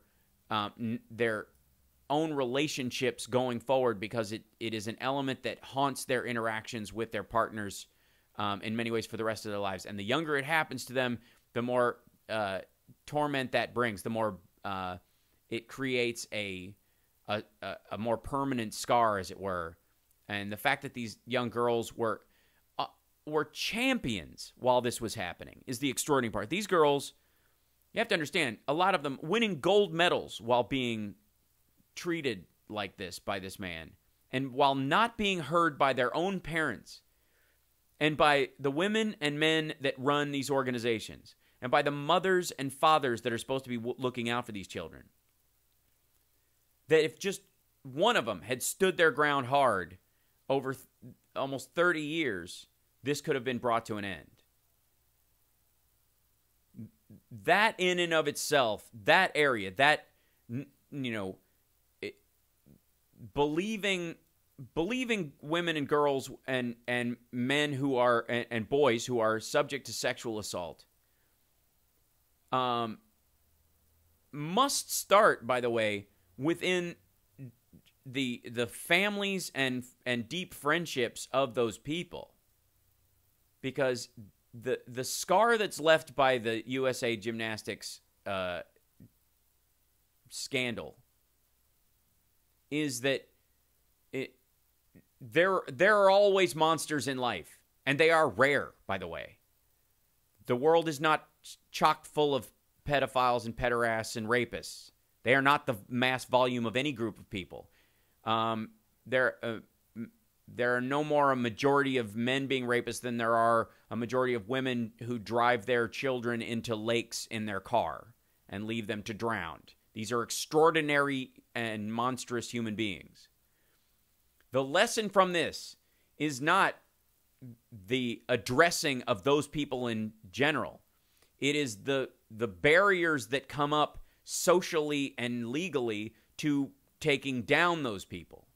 And if children can't go to their parents and say, I am being harmed, the rest of society can't exactly be faulted for the failures of crimes they never knew existed. So when people are saying we live in a nation that allows this to happen, I don't buy it, because the minute the rest of the nation found out, we were all horrified. Latonia in our chat room has said that some of the Cheryl in the chat room was saying many of the girls and parents actually reported some of this to the university, but were rebuffed by the university. Agreed. But again, that is the check on this, and the idea that you're taking, that money and NDAs are the only thing that some victims got in the past. That has to change going forward in the future. Just does. There has to be a new system. And in the chat room saying, and I'm quite sure that when one of the girls threatened him, he probably said something like, "Who you think they're going to believe?" I mean, that was the ongoing fear that some of them had, because this man had control. And this man, had a position of power that these girls were confronted by, but that he was held up.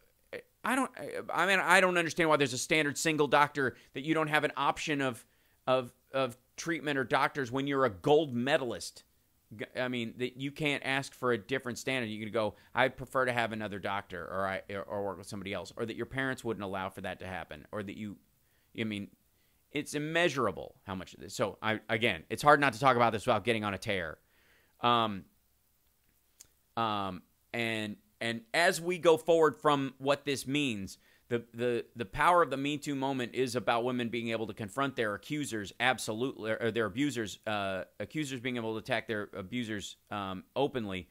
But it has a lot to do with us as a nation being able to digest the aftermath of that. And to, because a lot of people not coming forward isn't necessarily because they'll feel pressured because no one will believe them, but because that is something they will carry with them like a scarlet letter for the rest of their lives that will affect, that is a victim of sexual violence, their healing process and their future partnerships and their relationships. People keep a lot of that stuff hidden for that reason as much as any other. And so removing the stigma and sort of the poison that's allowed to come up around sex and sexuality is a big part of this healing process as well, and I think that needs to be addressed. That being said, I was overwhelmed, as I think many people were, by the extraordinary strength and composure and command of character that these young women showed after what they had been through in that courtroom. And I think we as a nation owe them a debt. And as the USA Gymnastics board was told to step down by the Olympic Committee, or gymnastics wouldn't be able to compete, I just think some of these girls should, quite frankly, take over as members of that board. As young as they are, these women have been in gymnastics their entire lives. They know what it's like to go through this. They know what it's like to train. They know what it's like to win. They know what it's like to experience this. And there's no reason why they can't run USA Gymnastics in their 20s. These girls, these young women. This is growing up in the country store and owning the country store. There's absolutely no reason why these women are not qualified to take over the entire board immediately. And if they, and if there are areas that they're not comfortable with or they don't know much about, then by God, they can hire ancillary second parties to do that. But the decision-making process and the protection of these girls being in the hands of girls who have been through this entire thing would be genius. Carrie in our chat room saying Allie Raisman needs to be the USA Gymnastics CEO. I completely agree. And I think that lesson, this is a hard thing to talk about, because right now we're dealing with political ramifications around immigration, around the Me Too movement, and gender relations in the United States. These are deep and easily divisive, even among supporters of the people involved in the issues. The bifurcation of and the subdivision of fiefdoms within any specialized movement can have a tendency to eat those movements if it's not established in some sort of way, which is why we have a constitution, why they actually said, we established that establishment, that act of doing that, sitting down and going, okay, we're going to have to hash out what this means. We're going to have to hash out how we do this. We're going to have a set of standards that we don't go below. And we're also going to have room for humans to be humans. And that's a messy process. And we have to decide with what level of strength / cruelty we deal with people who don't think or operate in ways within the confines of those moral concepts, those regulations, those rules, those guidelines. It's a tough one. And this, again, points to that idea that you're not going to have a pure political candidate. And this idea that, well, if I don't get a purist, I'm not voting at all. And I will therefore hand over this country to the lowest and the worst. That's been the result. And it can no longer be the standard by which we interact, both as human beings. Well, we got to take a break. When we come back, we'll take a couple more calls and the happy ending. It's the Hal Sparks Radio program, Mega Worldwide. Mm-hmm.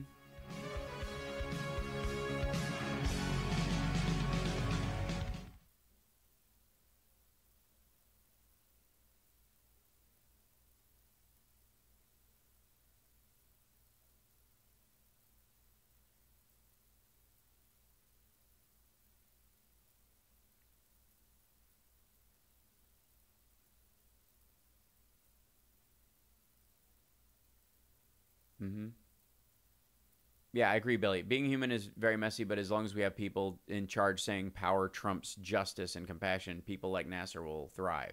And that's exactly it. I mean, effectively, the acquiescing, letting the perfect be the enemy of the good. Hal set us off in here. Well, yeah, that's the whole point. If you think the politicians are doing a bad job, then get yourself elected and do a better one. Yeah. Make the most adult decision. And again, and thank you so much, Jennifer, by the way. It passed by when I was going, between you and the chatters, I question my own ideas, deepen understanding of a wide range of issues, and develop stronger arguments to combat ignorance. You helped me get a great friend to reject Downey Dollars. Oh, that's awesome. Thank you, Jennifer. I appreciate that. And I'm glad. And, and it should, because there tends to be a failure, and the right deals with this too. You can hear them clamor about it too. Is the purists end up carving off people who are messy in the margins, and messy in the margins is life, and it's arrogant beyond measure for people to not look within their own heart and say, that people deserve the right to do the best they can, and that is, and to literally hand over, acquiesce, not vote, or vote third party when it will affect things. If the election is within 10 points, you have no business not voting, even in a state is going to go, because you don't know that anymore. And that's the 10 seconds. Thank you. Okay, we'll talk about it when we get back in there. So.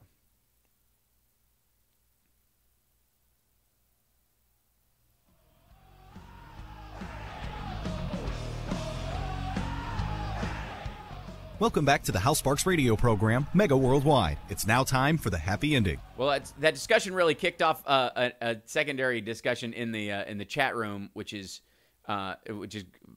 blazing away, and we have a little post show there after the show is over if you want to join us there as well. But here's what I want to say. Like, this ties in to this idea that the believing people, opening yourself up to people being able to say what they mean, and even the part where people should have their day in court if they decide to rebut accusations against them. All that comes from a measured and understood idea that democracy is precious and requires constant gardening. right now we are kind of trapped in a political discourse between the progressives and left sort of feeling that, living in this revolution as a diet pill or as a lap band or as a 6-minute abs way of handling problems, like there's an app for freedom, and the right simply using the brand of freedom as a way to cover for theft, essentially. But their fight amongst themselves is, do they get swamped by the bigoted, right-wing side of who they are, or can they retain their genuine, whatever that is these days, whatever passes for that, conservative belief systems? When you look at the Nicole Wallaces and the Steve Schmitz of the world, and it's hard to even imagine them in the same party with Jim Jordan and Donald Trump.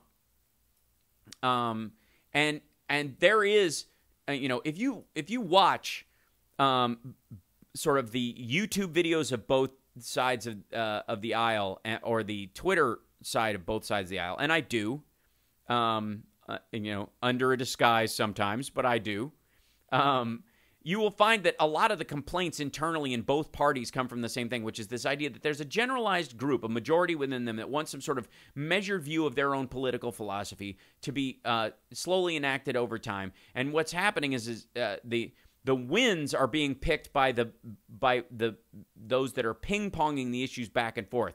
Hyper-right, hyper-left, hyper-right, hyper-left. And so they end up driving the conversation into extremes. Instead of saying, because I personally believe when it comes to gender issues, sexual relations, race, and class in this country, that we as a country have a form of cancer in those areas. And there is only so much surgery you can do to eliminate cancer. After a while, if you've dealt with it in its extremes, and you've cut out some parts of it, you are still going to have to manage through lifestyle and caretaking. You are going to have to lovingly take care of your body over time to heal yourself from any type of major trauma. It's almost as if the United States gets a heart transplant every 4 to 8 years, and we have to live with, whatever the karma of that heart is. You cannot just expect whatever your feeling, your grudge, your desire, or your political belief is, once implemented, to automatically take hold, no matter how fiercely you fight for it. There is an act of healing that goes in. And me, I will dust up with anybody on Twitter and I will dive in or whatever, but I will never question the humanity of the people that I'm dealing with, because you must give an opportunity for people to back out of where they're wrong. As the man says, everyone is entitled to their own unique mistake.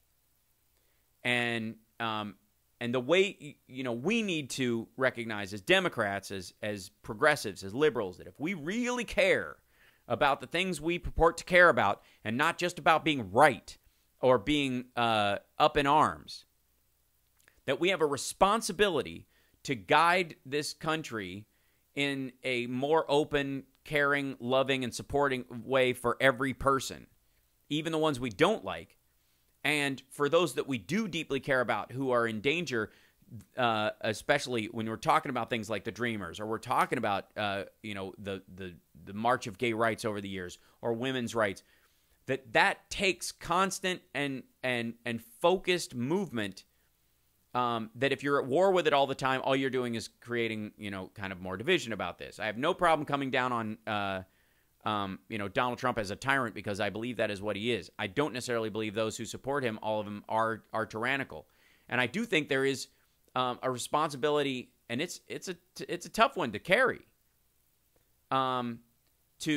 Yes. Did I get digitally? No. Yes. No, you have one more caller. Oh, great. Okay. Well, let me get to them real quick. Yeah, we'll do that real quick. I got a couple minutes, and I want to finish on a thought. But we'll grab them. Who is it, Lady B? Okay. Donald from Aurora. Oh, right on. That's great. Hey, Donald, welcome. Hi, there's not much time for me to say what I wanted to say, but I will say this. I was watching Chris Hayes, and they had 2 DACA kids on there. Mm-hmm. One of them was more or less in Arab attire, and the other one was Hispanic. Mm-hmm. And she threw it. They both were threatening us, and they said that if we don't stand behind them this time, what we're going to do with that what occurred in 2010, and us losing the House and the Senate because of the fact that the Hispanics didn't show up. Mm-hmm. She says you're going to see that happen again. Mm-hmm. Now, I don't appreciate that threat. Mm-hmm. I am a Democrat, and I also believe in our nation should be a sovereign nation, and we should control them immediately, the people that come here. Mm-hmm. We bent over backwards for the Hispanics more than any other ethnic group. We damn near lost our language in Florida when thousands of them came rushing into Florida. They had to actually vote on what language they use. Thank God it was English. That's all I have to say. I'd like to say more, but I don't have any time. I understand where you're coming from, Donald. I appreciate the call, and I think it brings up part of that issue is that the long march versus the holding the feet to the fire. One of the most annoying phrases that I keep hearing, and I hear Cornel West kept saying it about Obama every single time he was on television. We got to hold this president's feet to the fire. Okay. That's torture. And the idea that that's how you would get what you want from another human being who is on your side, as an analogy even, is pathetic. And there is an element of that this solution to DACA in many ways would have been handled. Comprehensive immigration reform would have been handled a long time ago if liberals and progressives in this country voted consistently because of volume. There are more liberals and progressives, and there are certainly more women voters in this country than any other kind. But they don't vote all the time.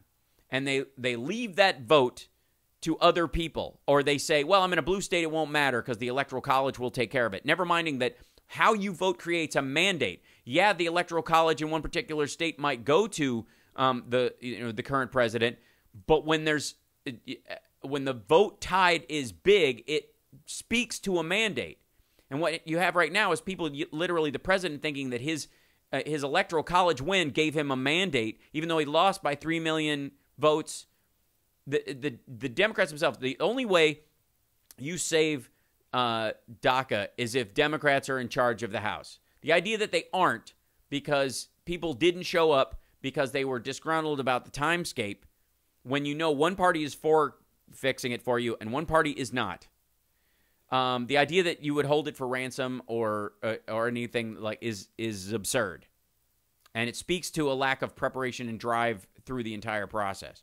That being said, we're almost out of time. But what I want to do is sort of state the mission that I'm talking in as concise a way as possible, is that if you listen to this show and if you care about progressive and you consider yourself on the left, a liberal, a progressive, however your label works for you, but you care about equal rights and fairness, and you believe in things like DACA, and you were for the repeal of Don't Ask, Don't Tell and DOMA and the like. There's one game in town right now, and the idea that you will pick each election and vacillate on something that has to be a 10 and 20 year plan to right the direction of the country and heal it, means you're effectively voting from the other side. You're voting against your own best interest unless you consistently vote and you make your vote count each and every time. Is that rough? Should we have a third party? Should we all that? Yeah, that's a conversation. But it ain't happening now, and it's not happening for the next 10 years. And if you want your gripes to let this administration do what it's doing to DACA recipients, you've played a part in that. That's all I got to say. We'll see you next week, and then I'll pick up where I left off. Thanks for listening. I'm Hal Sparks. We'll see you next week. Thank you, Lady B.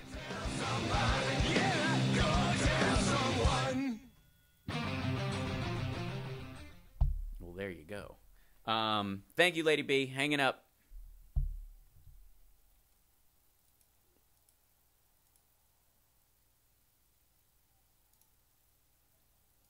Thank you. Thank you so much. Sorry I went robotic a couple times, but it seemed good the rest of the time. So bless you. Thank you. Bye. Bye. Oh, so frustrating. Okay. Oh.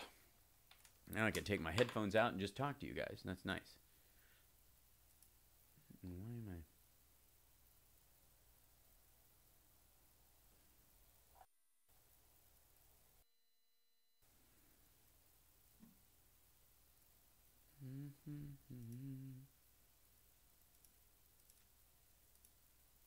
And we're back. Hold on one second, folks. A little housekeeping, and then we'll jump right in here.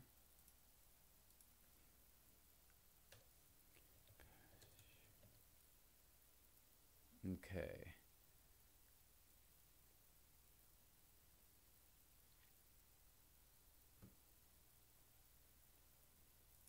There we are. Hey, chat room. Okay, now it's just us. Look at that. Yeah, I'm not a fan of the Susan Sarandon methodology or thought. My issue with MSNBC, go back to them forcing Phil Donahue out over a sane voice against foolish foreign policy in 2000. I love you, Evernow, but again, that has nothing to do with MSNBC these days. And effectively, they were competing as CNN back then. And Phil Donahue wasn't,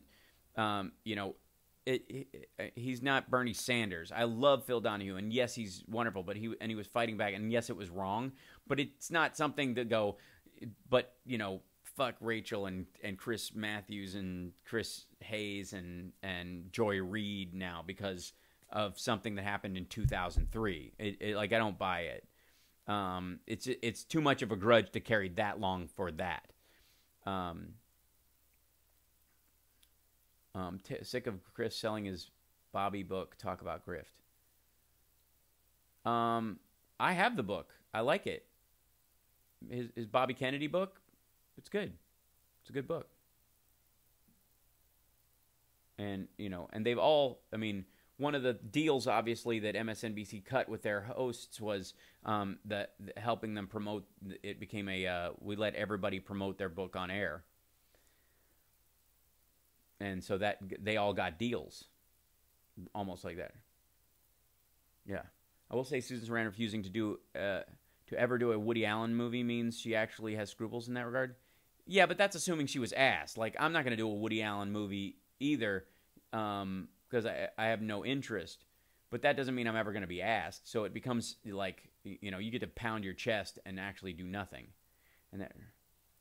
Roofie Bill Cosby joke was vile. I don't know which one you're talking about.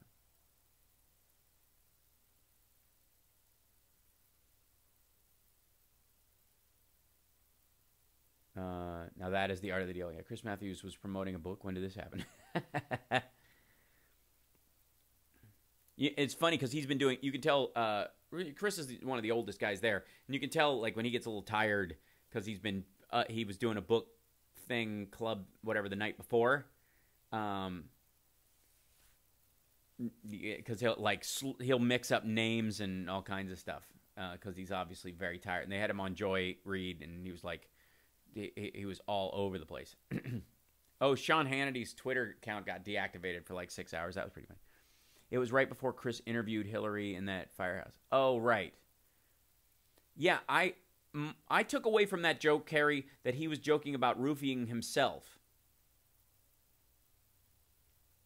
That, like, knocked me out because it's going to be boring. I don't think he was talking about roofing Hillary Clinton. From what I gather from that joke, it was a Jesus hit me in the head with a hammer and knock me out thing. There, I never really totally got back on his side after that. I'm like an old dog with a grudge about Phil's Donahue Body of War as a documentary sports that you should watch. Yeah, I mean I love Phil Donahue absolutely, but I'm not.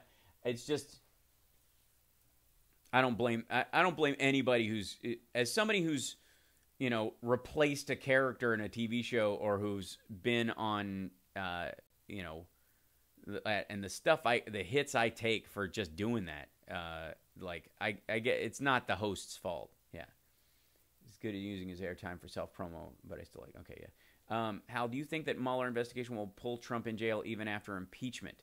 It is entirely possible. It would be a big deal. The most likely, they're not going to frog walk him because it would like because of spikes in violence and stuff like that. And the idea that you would jail the former president ever is such a huge moment in what the politics of your country mean.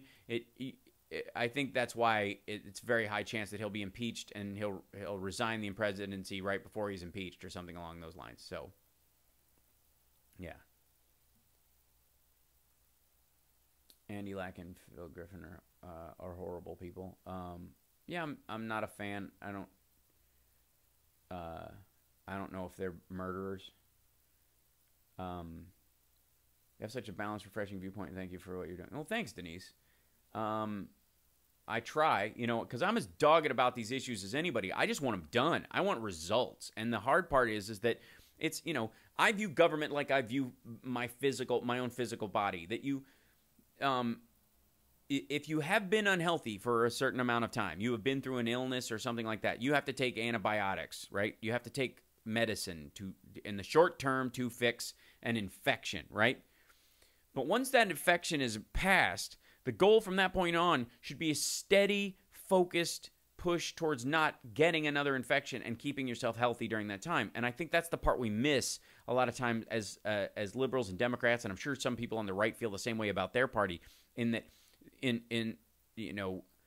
it's as if you said to someone, I don't want to work out and eat better because I don't like the taste of that food, or it's not the things I like to eat, or any number of reasons. So I'll just stay on antibiotics all the time, or I'll just take antibiotics every time I get sick, but only when I get sick. I'll ignore my body the rest of the time. That's effectively what voting part of the time is. And voting third party in that regard, like voting for Jill Stein or doing a write-in candidate, especially for president or something like that, would be the sort of equivalent of using a, some sort of bizarre, untested homeopathic therapy that has no basis in fact. Like drinking your own urine, that kind of thing. Like people go to Mexico and get some sort of weird treatment. That's what you're doing. And you're like, I'm not going to exercise or take antibiotics or manage my health anyway. I'm going to go, get Rolfing and have them inject, bee stings into me, that kind of stuff, if that makes sense. I was saddened that Mark Ruffalo replaced Ed Norton for Bruce Banner, but I never got mad at Mark over it as an example. Exactly. My stream reloaded off, and I'm 10 minutes behind. No, okay, welcome. Going back to the Golden Globes honoring Kirk Douglas, when there is enough information out there that he raped Natalie Wood, and when she was 14 made me want to vomit. Yeah, Jill Stein is raw water. There you go.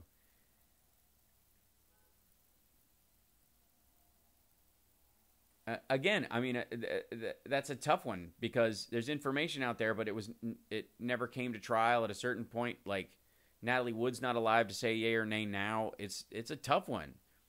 And what we have to be is more direct at the time. There's a real problem in the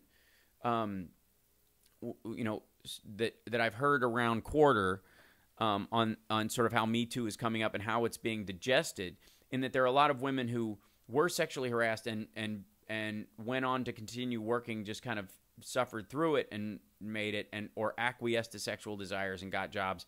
And women who didn't do it and stood their ground ended up getting fired and their careers were wrecked. That a lot of the attention for the Me Too movement is going to the women who were in the job and got the job and stayed in the job and managed which I'm sorry they had to go through that, while forgetting the women who stood strong and maybe at the sacrifice of their own career or their own circumstance. That those women aren't getting nearly enough attention in my estimation.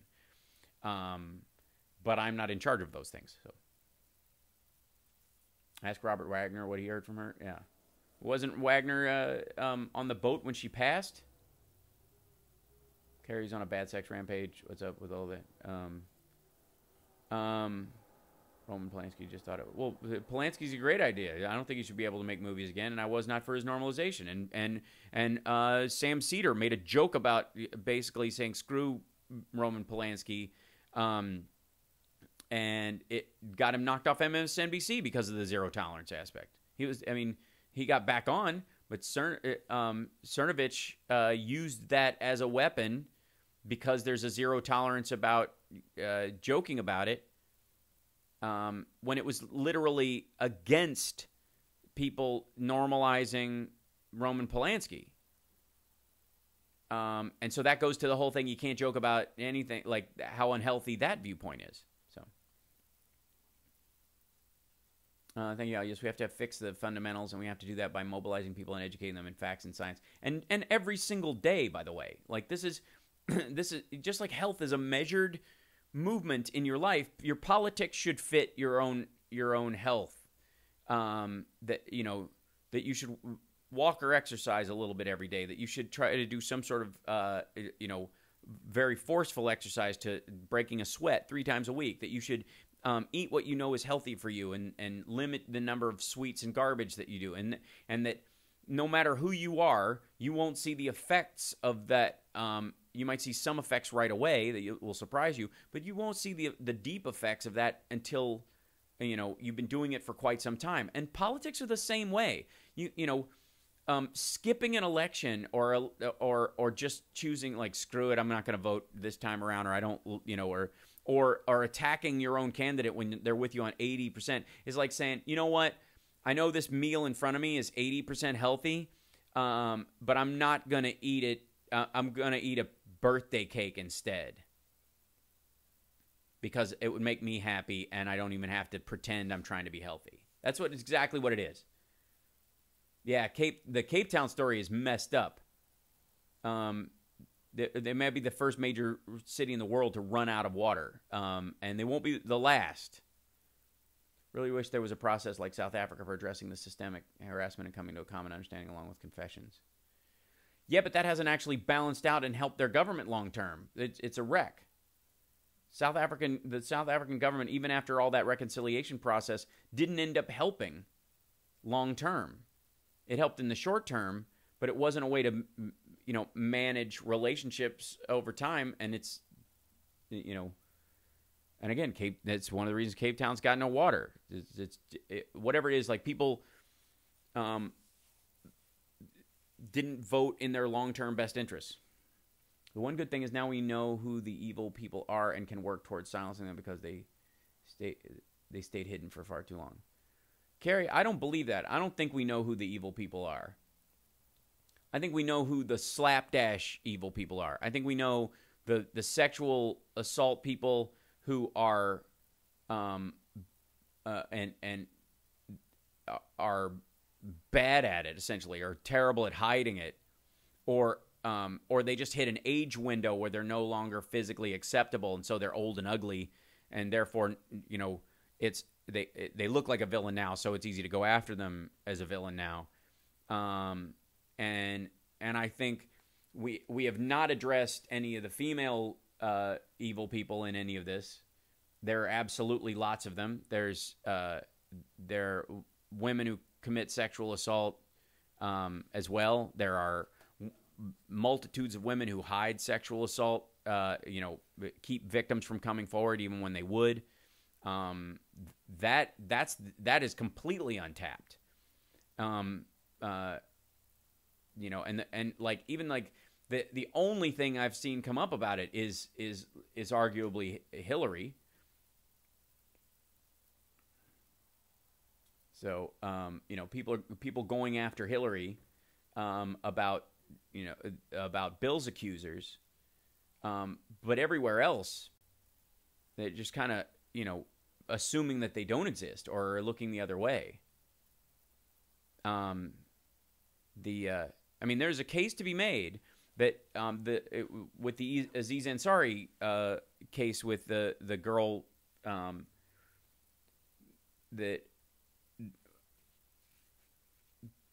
okay. I'll give an example that happened in my life. I had a relationship with a girl that I had been seeing for a short time. Things started to progress. We were moving. We're physically together. I said, we don't have to go any further than you don't want to. I asked for affirmative consent. And she said, I don't think I'm ready. And I went, great. Okay, well, we can stop right here. Take your time. It's totally fine. And the next sentence out of her mouth was, wow, you give up easy. Another good example. I asked for affirmative consent from a girl that I was I'd been with for dating for a little bit, and she said, "What are you? Some kind of F word that ends in T?" That I even asked for affirmative consent.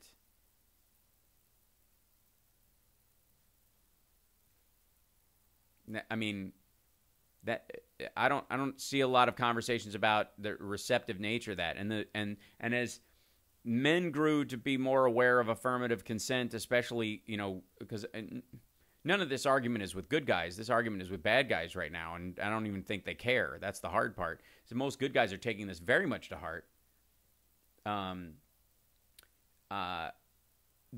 Is that we're men who were just normally kind of in the were used to affirmative consent. Eventually, are often confronted with women who are put off by it. And that hasn't been addressed at all. I've never even heard a conversation about that, except amongst friends and the like. Nothing will change for the better until we get the money out of body politics. That I agree. Politically, Amos, there is one area about campaign finance that bugs me. This idea of bundlers. That should be illegal right away. So, you must have liked Bad Girls, Hal. No, these totally caught me off guard. Hal, I think all of us have been in conditioned a certain way. What happened to you is a product of how those two women learned about how the world works. I don't think they were that way because they felt like they were victims and only could have sex if they were pushed. I think they were mean, quite frankly. The give up easy girl, I'm sorry for you both heard that she's been conditioned that way and that you had to deal with it.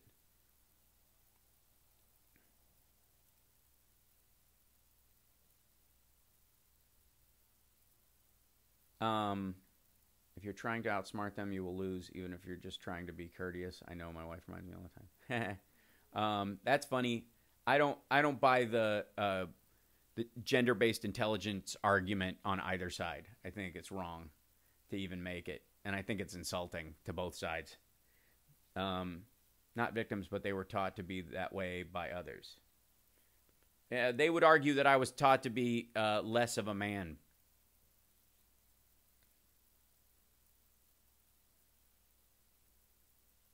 They didn't tell me yes, which none ever did. I assume that they mean no. As a man, to be accused of something is way too great. Yeah, I mean, that's a terrible reason to it's a terrible position to operate in your sexual interactions with another human being based on the idea that criminality is your primary concern. It's inhuman.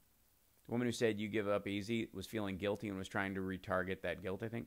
I don't know what she was feeling. You're very well maybe right, Carl. But ultimately, that informs the next experience you have with another person. It didn't change my behavior about it. And I think, in my life, those were like back in the 90s. And I became much, more picky. And I, like, all my life, I preferred extraordinarily aggressive women because I don't ever think, I don't want a question.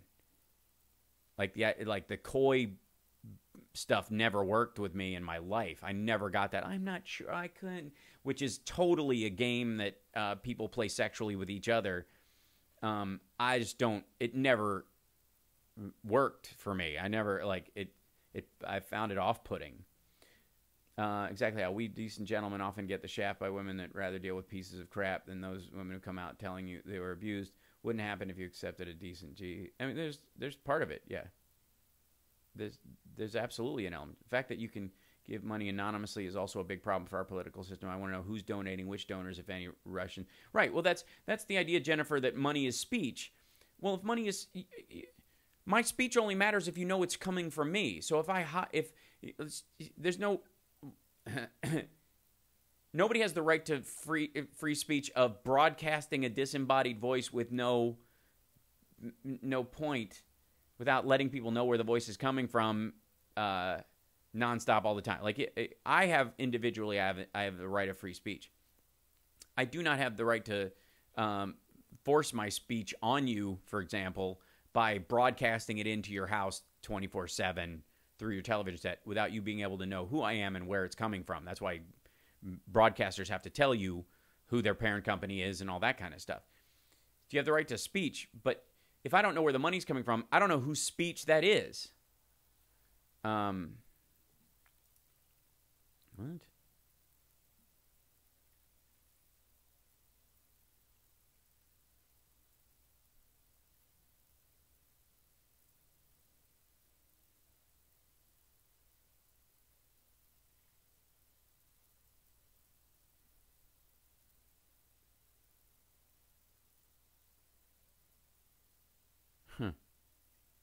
Yeah.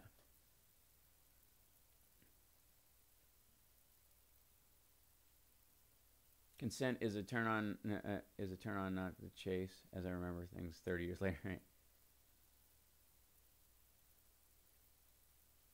Those women sound extremely insecure, and game players have always turned me off on both sides. But it's you can catch me as I faint. I'm joking. Right, 30 years, we make it work. Treating a woman with kindness and respect makes her suspicious in some cases. Normalcy, yeah, there is a weird part of that men aren't in control of. That this is in women's court, that they have to decide. And then, and it's funny because you could argue that the consent argument that led to the Me Too movement is much like where politics has gone vacillating between two extremes over time, with like books like The Rules coming out in the 90s, and then basically a backlash to that creating the pickup artist movement, and then the backlash to that becoming that even if somebody lies to you about their intent, that the sex was then the sex was officially assault, instead of you're an adult who is a sucker who is claiming armed robbery when you actually loaned somebody money and they didn't pay it back, that kind of argument. But there was, there's been that move back and forth with and this is, by the way, this is what it takes. This is as awkward as the time we're in right now, and as imbalanced as it may be.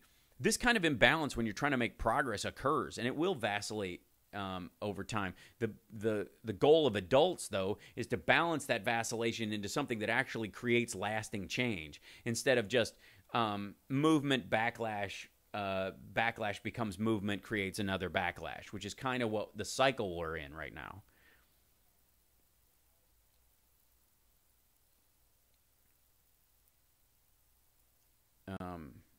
It wasn't that long ago that there was a group of college kids chanting "No means yes and yes means no." Yeah.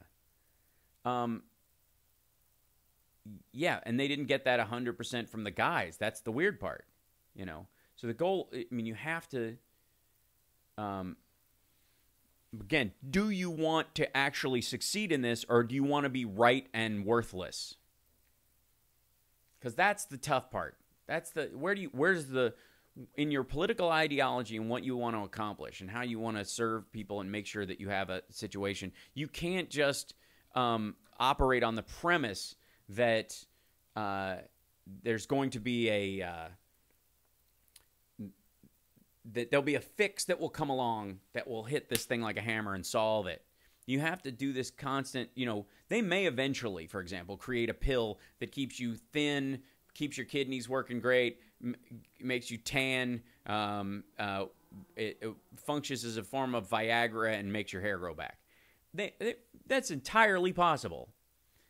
But you don't let yourself go until that happens. What you do is you act as if it's not going to happen, and you live each day measured in terms of how you want to accomplish the best possible circumstance for everyone, you know. Thank you, Brad. Sold on the pill that I reckon.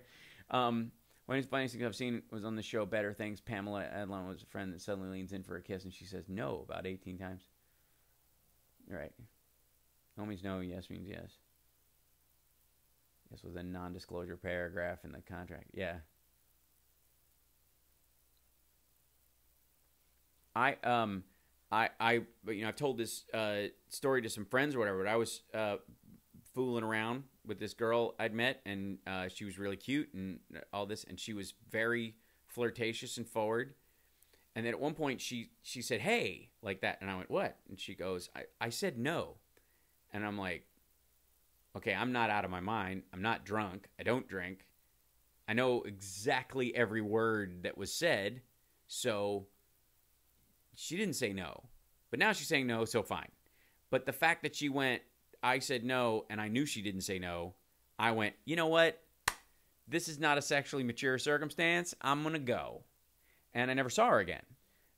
Because that was my problem, was, you know, that's the problem I think that's going along with a lot of the issues of sexual consent these days, is that you have a lot of people, quite frankly, who are not sexually mature. They are not mature enough for sex. And there's a lot of reasons why they're not mature enough for sex.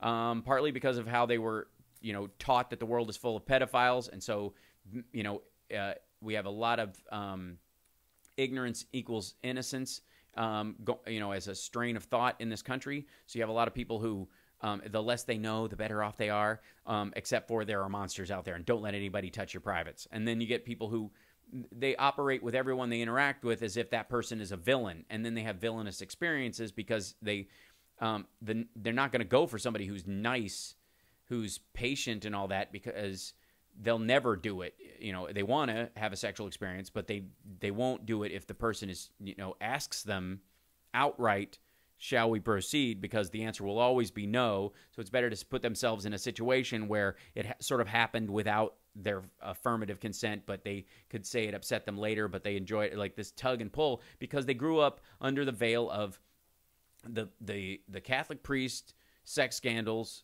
and AIDS. And those two things, sex equals death, and there are monsters everywhere, created an entire generation or two of people who are sexually immature and who aren't emotionally ready to have sex and aren't ready to go through with it. And even if they do give affirmative consent, often feel weird about it because they're not even aware of what their own affirmative consent means. And so you either have to decide at one point that that's just part of it, and you know, and they're going to have to heal past that, or life is just full of moments where you're not ready for them, and once you're an adult, end of story. So I'm married for 32 years. I'm childless. I'm truly insulated from a lot of these problems. Right. You have a more political view of their existence, Carl, and so and that's what makes your voice to some degree useful and helpful too in that regard, is that you don't actually have to experience these problems to be aware with them. And it's it's a lot being, you know, mostly native or whatever, and seeing the fight between, you know, blacks and whites in this country, you know, is having this like sort of side angle that you're viewing life through, and you can kind of have a better perspective. Like, you know what, I think you both have some decent traits if you just stop fighting or thinking it was the other one's fault, that kind of stuff. That there's value in being that person in a circumstance. I should be able to go home with someone after a date and just have coffee. I wish we lived in that world. Really?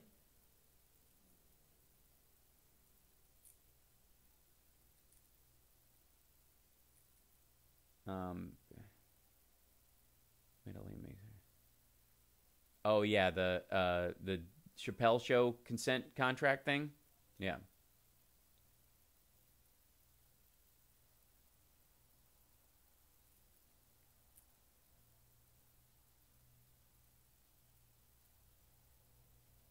Do you remember the day? Yeah, I didn't roll back.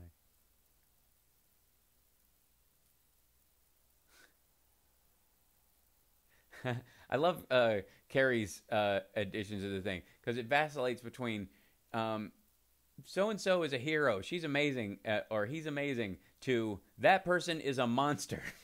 there's There's no like, yeah, that's a pretty good person. They seem to be trying very hard. There's none of that.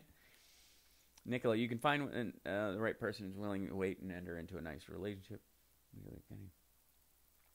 Thanks. Hair's getting, it's growing in. I'm still going to go lighter on this, although I have to work next week, I think. So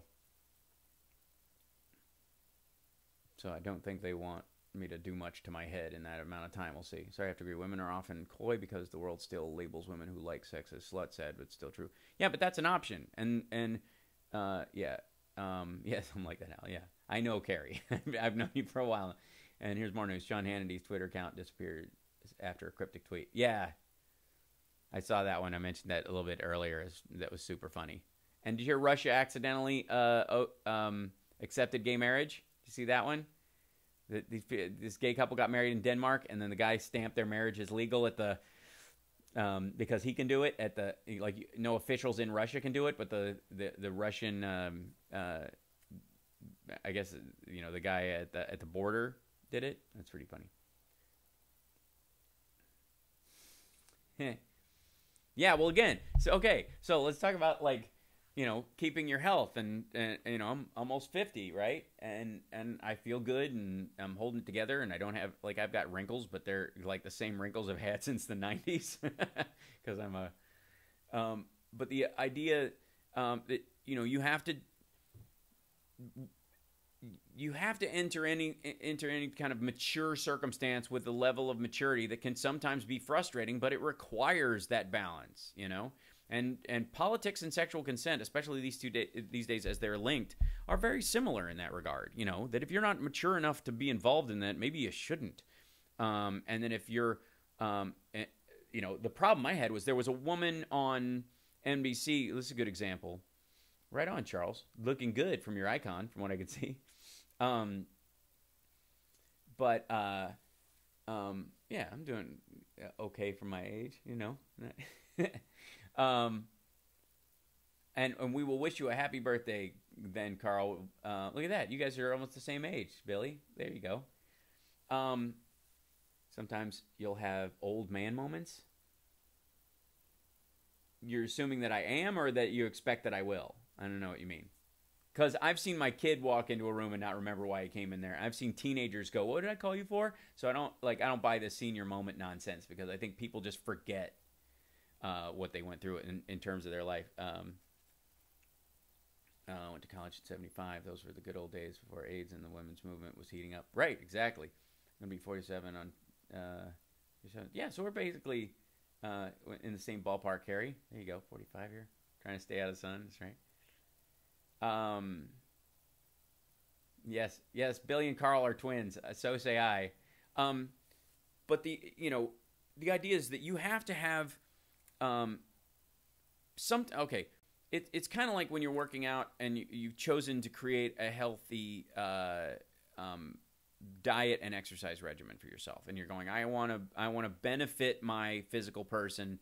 I want to long-term be able to maintain my health. I want to keep my body in as good shape as I possibly can. I want to give it the right nutrients, and I want to make sure it exercises enough. That during that time when you're exercising, you might get a Peloton, or you might go running or whatever, and you will have sprints and fast activities that make you break a sweat. And then other times you will lift really heavy stuff. Like I'm a big fan of deadlifting, and I'm a big fan of lifting very heavy weights as opposed to the heavy, like a lot of reps, lightweight stuff. I don't buy into that at all. But that's what works for me. So you can view that from a political standpoint, along the health thing, is that occasionally you sprint. You inform yourself on voting stuff that's coming up. You deal with a localized election. That would be your sprint. That you would gather up a bunch of political information so that you are up on what's happening, and you're a little behind. So you break a sweat. You catch up to all the stories and the like and stuff. And hopefully we do that. This is like your sprint on Saturday mornings.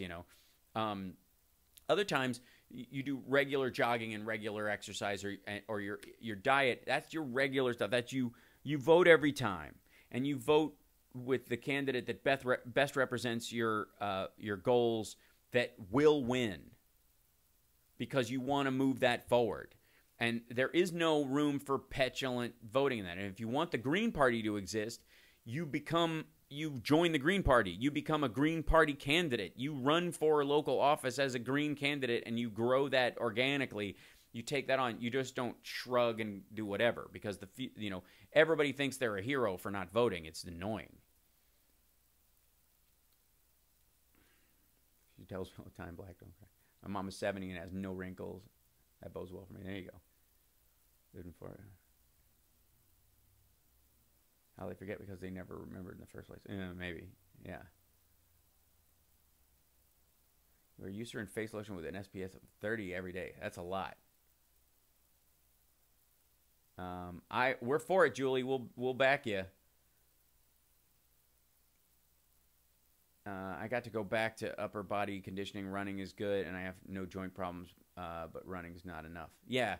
I'm a big fan of take it easy, but find out what the heaviest thing you can lift is, and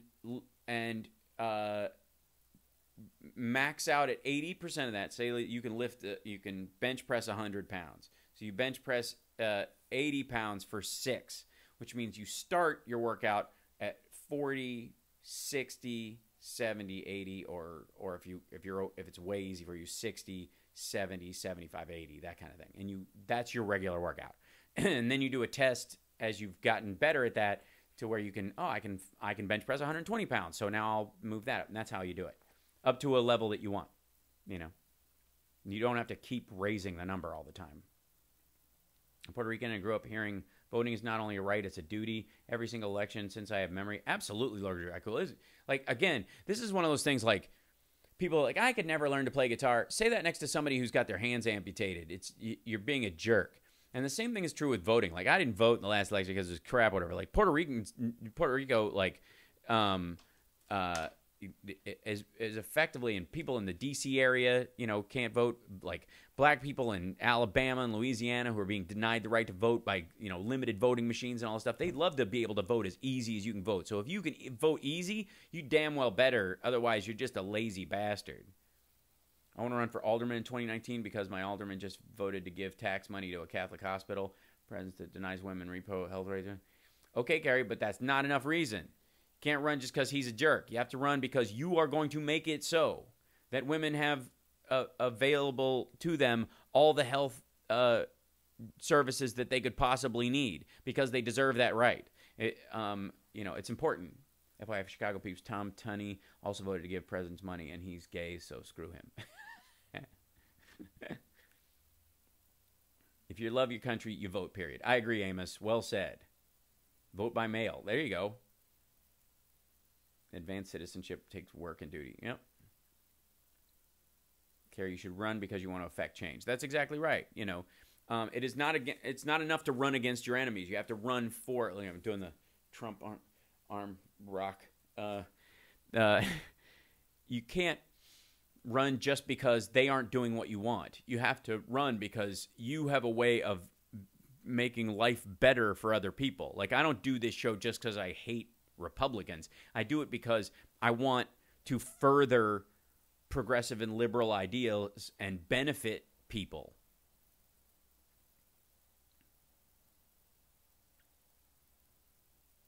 Let's see.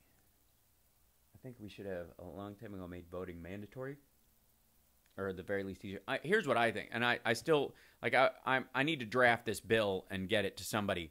But I think I think there should be a bill that goes through Congress that if you interfere with any single person's right to vote, if you are actively shown to play a part in denying someone who has the right to vote the vote, knowingly, intentionally, that's a felony misdemeanor like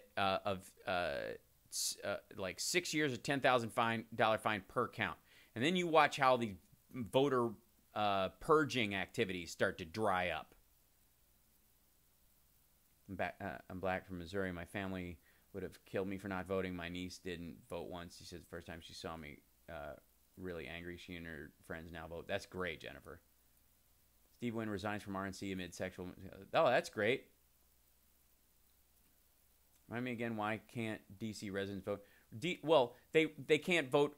They're not represented. They don't have congressional representation in their district, so they don't have federal representation. And by the way, there's a good reason for that, because DC's not a town. It's the capital of the United States. It has a different set of standards, because in a city where the government has to be able to weld the manhole covers shut 4 times a year, you're not going to really turn the vote over to the locals for that kind of stuff. They should have much more control over their city, though, and they certainly should have a congressperson with at least, limited control over normal things or be able to vote. The Republicans don't want to do that because it's a largely black city, and they don't want more Democrats. They know it will be a Democrat. And the Republicans have been fighting against this for a long time. There are elements which will, be denied them for national security reasons, but that's what cities go through when they have airports and the like, too. It's just, think of it, D.C. is basically one giant airport, and the police there are technically TSA in some ways, or Homeland Security, because the friggin' capital's there.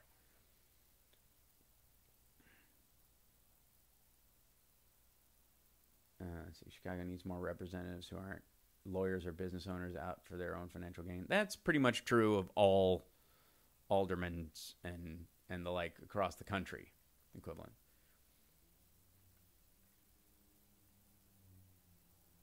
Australia, a study found that afterwards Australians tend to become more informed on political issues rather than write-in joke candidates. Right. I'm the great-grandson of a slave that eventually got all 6 of his children through college. Not voting is not an option in my family at all. Right, exactly. See, here's the thing. Not voting or doing, protest votes is spitting in the face of people who fought so hard for the right to vote. And you know how many women didn't vote because they didn't like Hillary? And considering that the suffragette movement was nary 100 years ago, and you're going to piss that right away, that quickly? You're going to give over, because that's what you're doing. And here's the thing. If you'll give up your ability to vote, which technically isn't a full-on right, if you're going to give that up, why should you be taken seriously about any of your other rights? If you're going to acquiesce the most primary ability you have in a democracy, it's a joke. My father didn't fight in World War II and in Texas for voting rights for Negroes in 1964 for me to never exercise my right to vote. Right, Amos. This dude, it's infuriating to me. Right, just like DACA, potentially 800,000 Democratic voters. Oh, that's why they're afraid. They know those people are going to. And here's the thing: if the Republicans had acquiesced on DACA a long time ago, which, by the way, they are for, that most people are for, so they would have let it go. If they would have allowed those people, if they'd have just handled that issue a long time ago, they'd have lost some redneck voters for a couple of weeks, but they would have gotten about half of the DACA recipients, because a lot of them come from conservative Hispanic families who are Catholic, who, are right-to-lifers, or are anti-abortion. There's obviously a large anti-gay movement within both the black and Hispanic community that the Republicans could have scooped up a long time ago if they weren't so busy being racist. And they know that. The least you can do with your vote, it's your duty as a citizen, in my opinion. Celebrities, athletes, and politicians are buying millions of fake followers, while social media companies struggle to respond. The New York Times has a story on this. Half of Trump's are fake.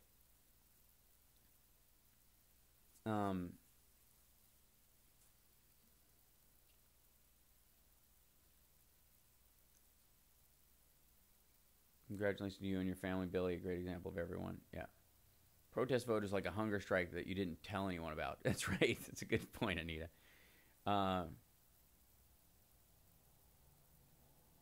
Yeah, and Carl's right. The moral arc does bend upward. It does bend towards freedom for equality, but it requires constant gardening. And this idea that we're going to, that every candidate's going to be a revolution is childish. and it's dangerous, and it ultimately undermines your entire thing, because even Bernie doesn't meet that standard. Bernie was pro-gun until he lost the election, and then he changed his vote, and he became pro-gun so that he could get elected in Vermont. Bernie is a Democrat on every measure, just like Dennis Kucinich was. But he runs as an independent because that's what gets him the votes. He ran as a Democrat when he wasn't a Democrat. He didn't sign on to the Democratic platform. So this idea that we're only going to vote for these kind of magic candidates, no one qualifies. So, and then you just get into this position where, okay, this is just the candidate I can bullshit myself about the most, The Constant Gardener, right? Did an audit and only 10 of my followers of 165 are fake. Revolutions are rare. A new deal only comes along once every several generations. A reaction to disaster, real or perceived. Right. Well, and that's why everyone's acting like a disaster, Carl. That's instead of people going, this is the natural movement of positive growth in society. Everything is a calamity these days, and so everybody acts as if they're living in this calamitous time and everything's falling apart. When even amongst like women's rights issues. I mean, like you have to operate as if it's worse than it was before suffrage to kind of get the attention to deal with it as if it was. And the problem with that is it erases all the progress that was made by women, strong women, important women, all during that period. There's so many people who are, when dealing with like, talking in about the Women's March, which is extraordinary and wonderful, as if the suffrage women were just kind of not important. And you have to recognize the value of those who came before you, and that there will be those who come after you that continue moving it forward, and that you serve a very important link in that chain. So anyways, did you guys catch that candidate from Missouri? Which one?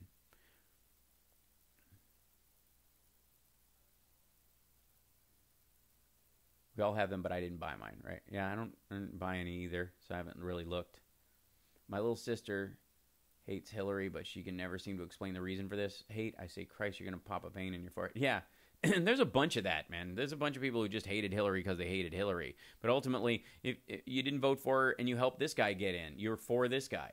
If you hate Hillary in that extent, your issues with her were so extraordinary that you allowed this guy to do what he's doing. And if you want to bullshit yourself and tell you that it would have been the same, you're incredibly foolish and deluded. I don't care.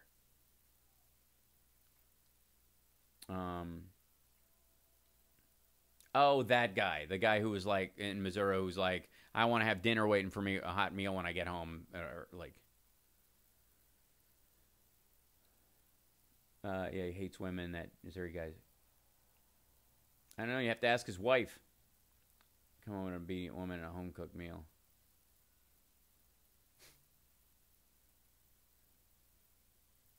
Sometimes you can't get everything you want, but God, if you swear to me, you'll fight for my rights, and you don't, well, that sucks to be you. Yeah. How that's why Susan Sarandon sucks. And I agree. And cook it yourself. Good one, Carl. Yeah, you want a hot meal at 6? Super easy. Get home at 5:15 and cook it. Put the food in a crock pot, dude. Cortland Sykes. What a silly name. I was quoting. I understand it. I know you weren't saying that. I know you personally weren't saying that. I get it. Okay, we're almost ready to wrap up. It's been the extra hour. You guys are awesome. Yeah, crock pot for the win. It's a slow cooker. Did you see that thing on This Is Us? That they made the fire that killed the other character caused by a crock pot with faulty wiring, and crock pot had to go, that has never happened with a crock pot. Yeah, wait, now there's a problem with people freaking out about crock pots because of This Is Us. Yeah, I was just saying that, yeah.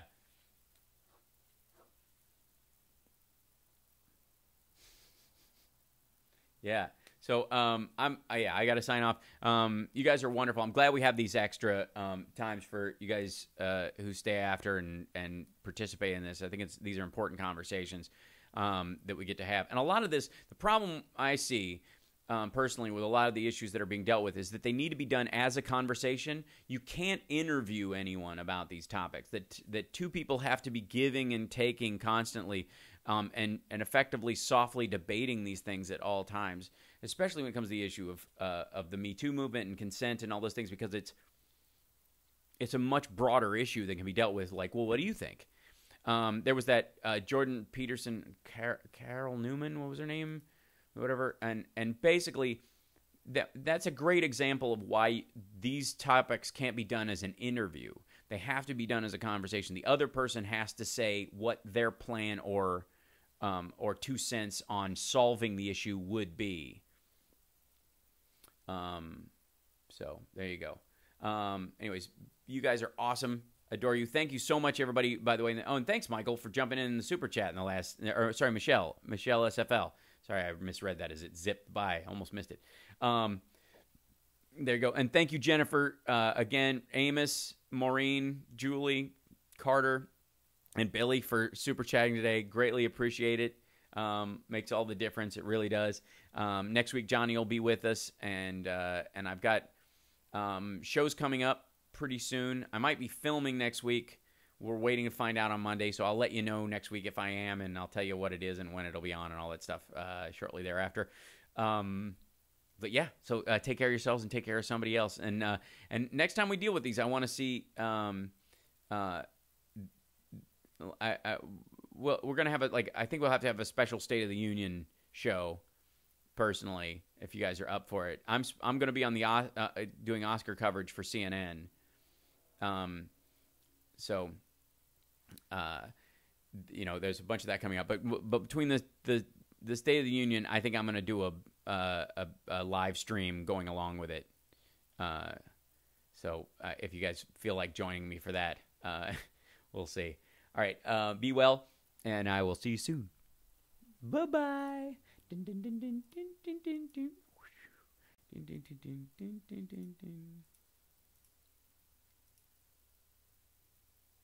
Oh, and quickly, by the way, I'm going to be doing a special masonry explanation kind of feed soon too. So if people have questions about that, I'll be answering them on an upcoming episode of that, and I'll stream it so it'll be easier to do. Peace. Bye.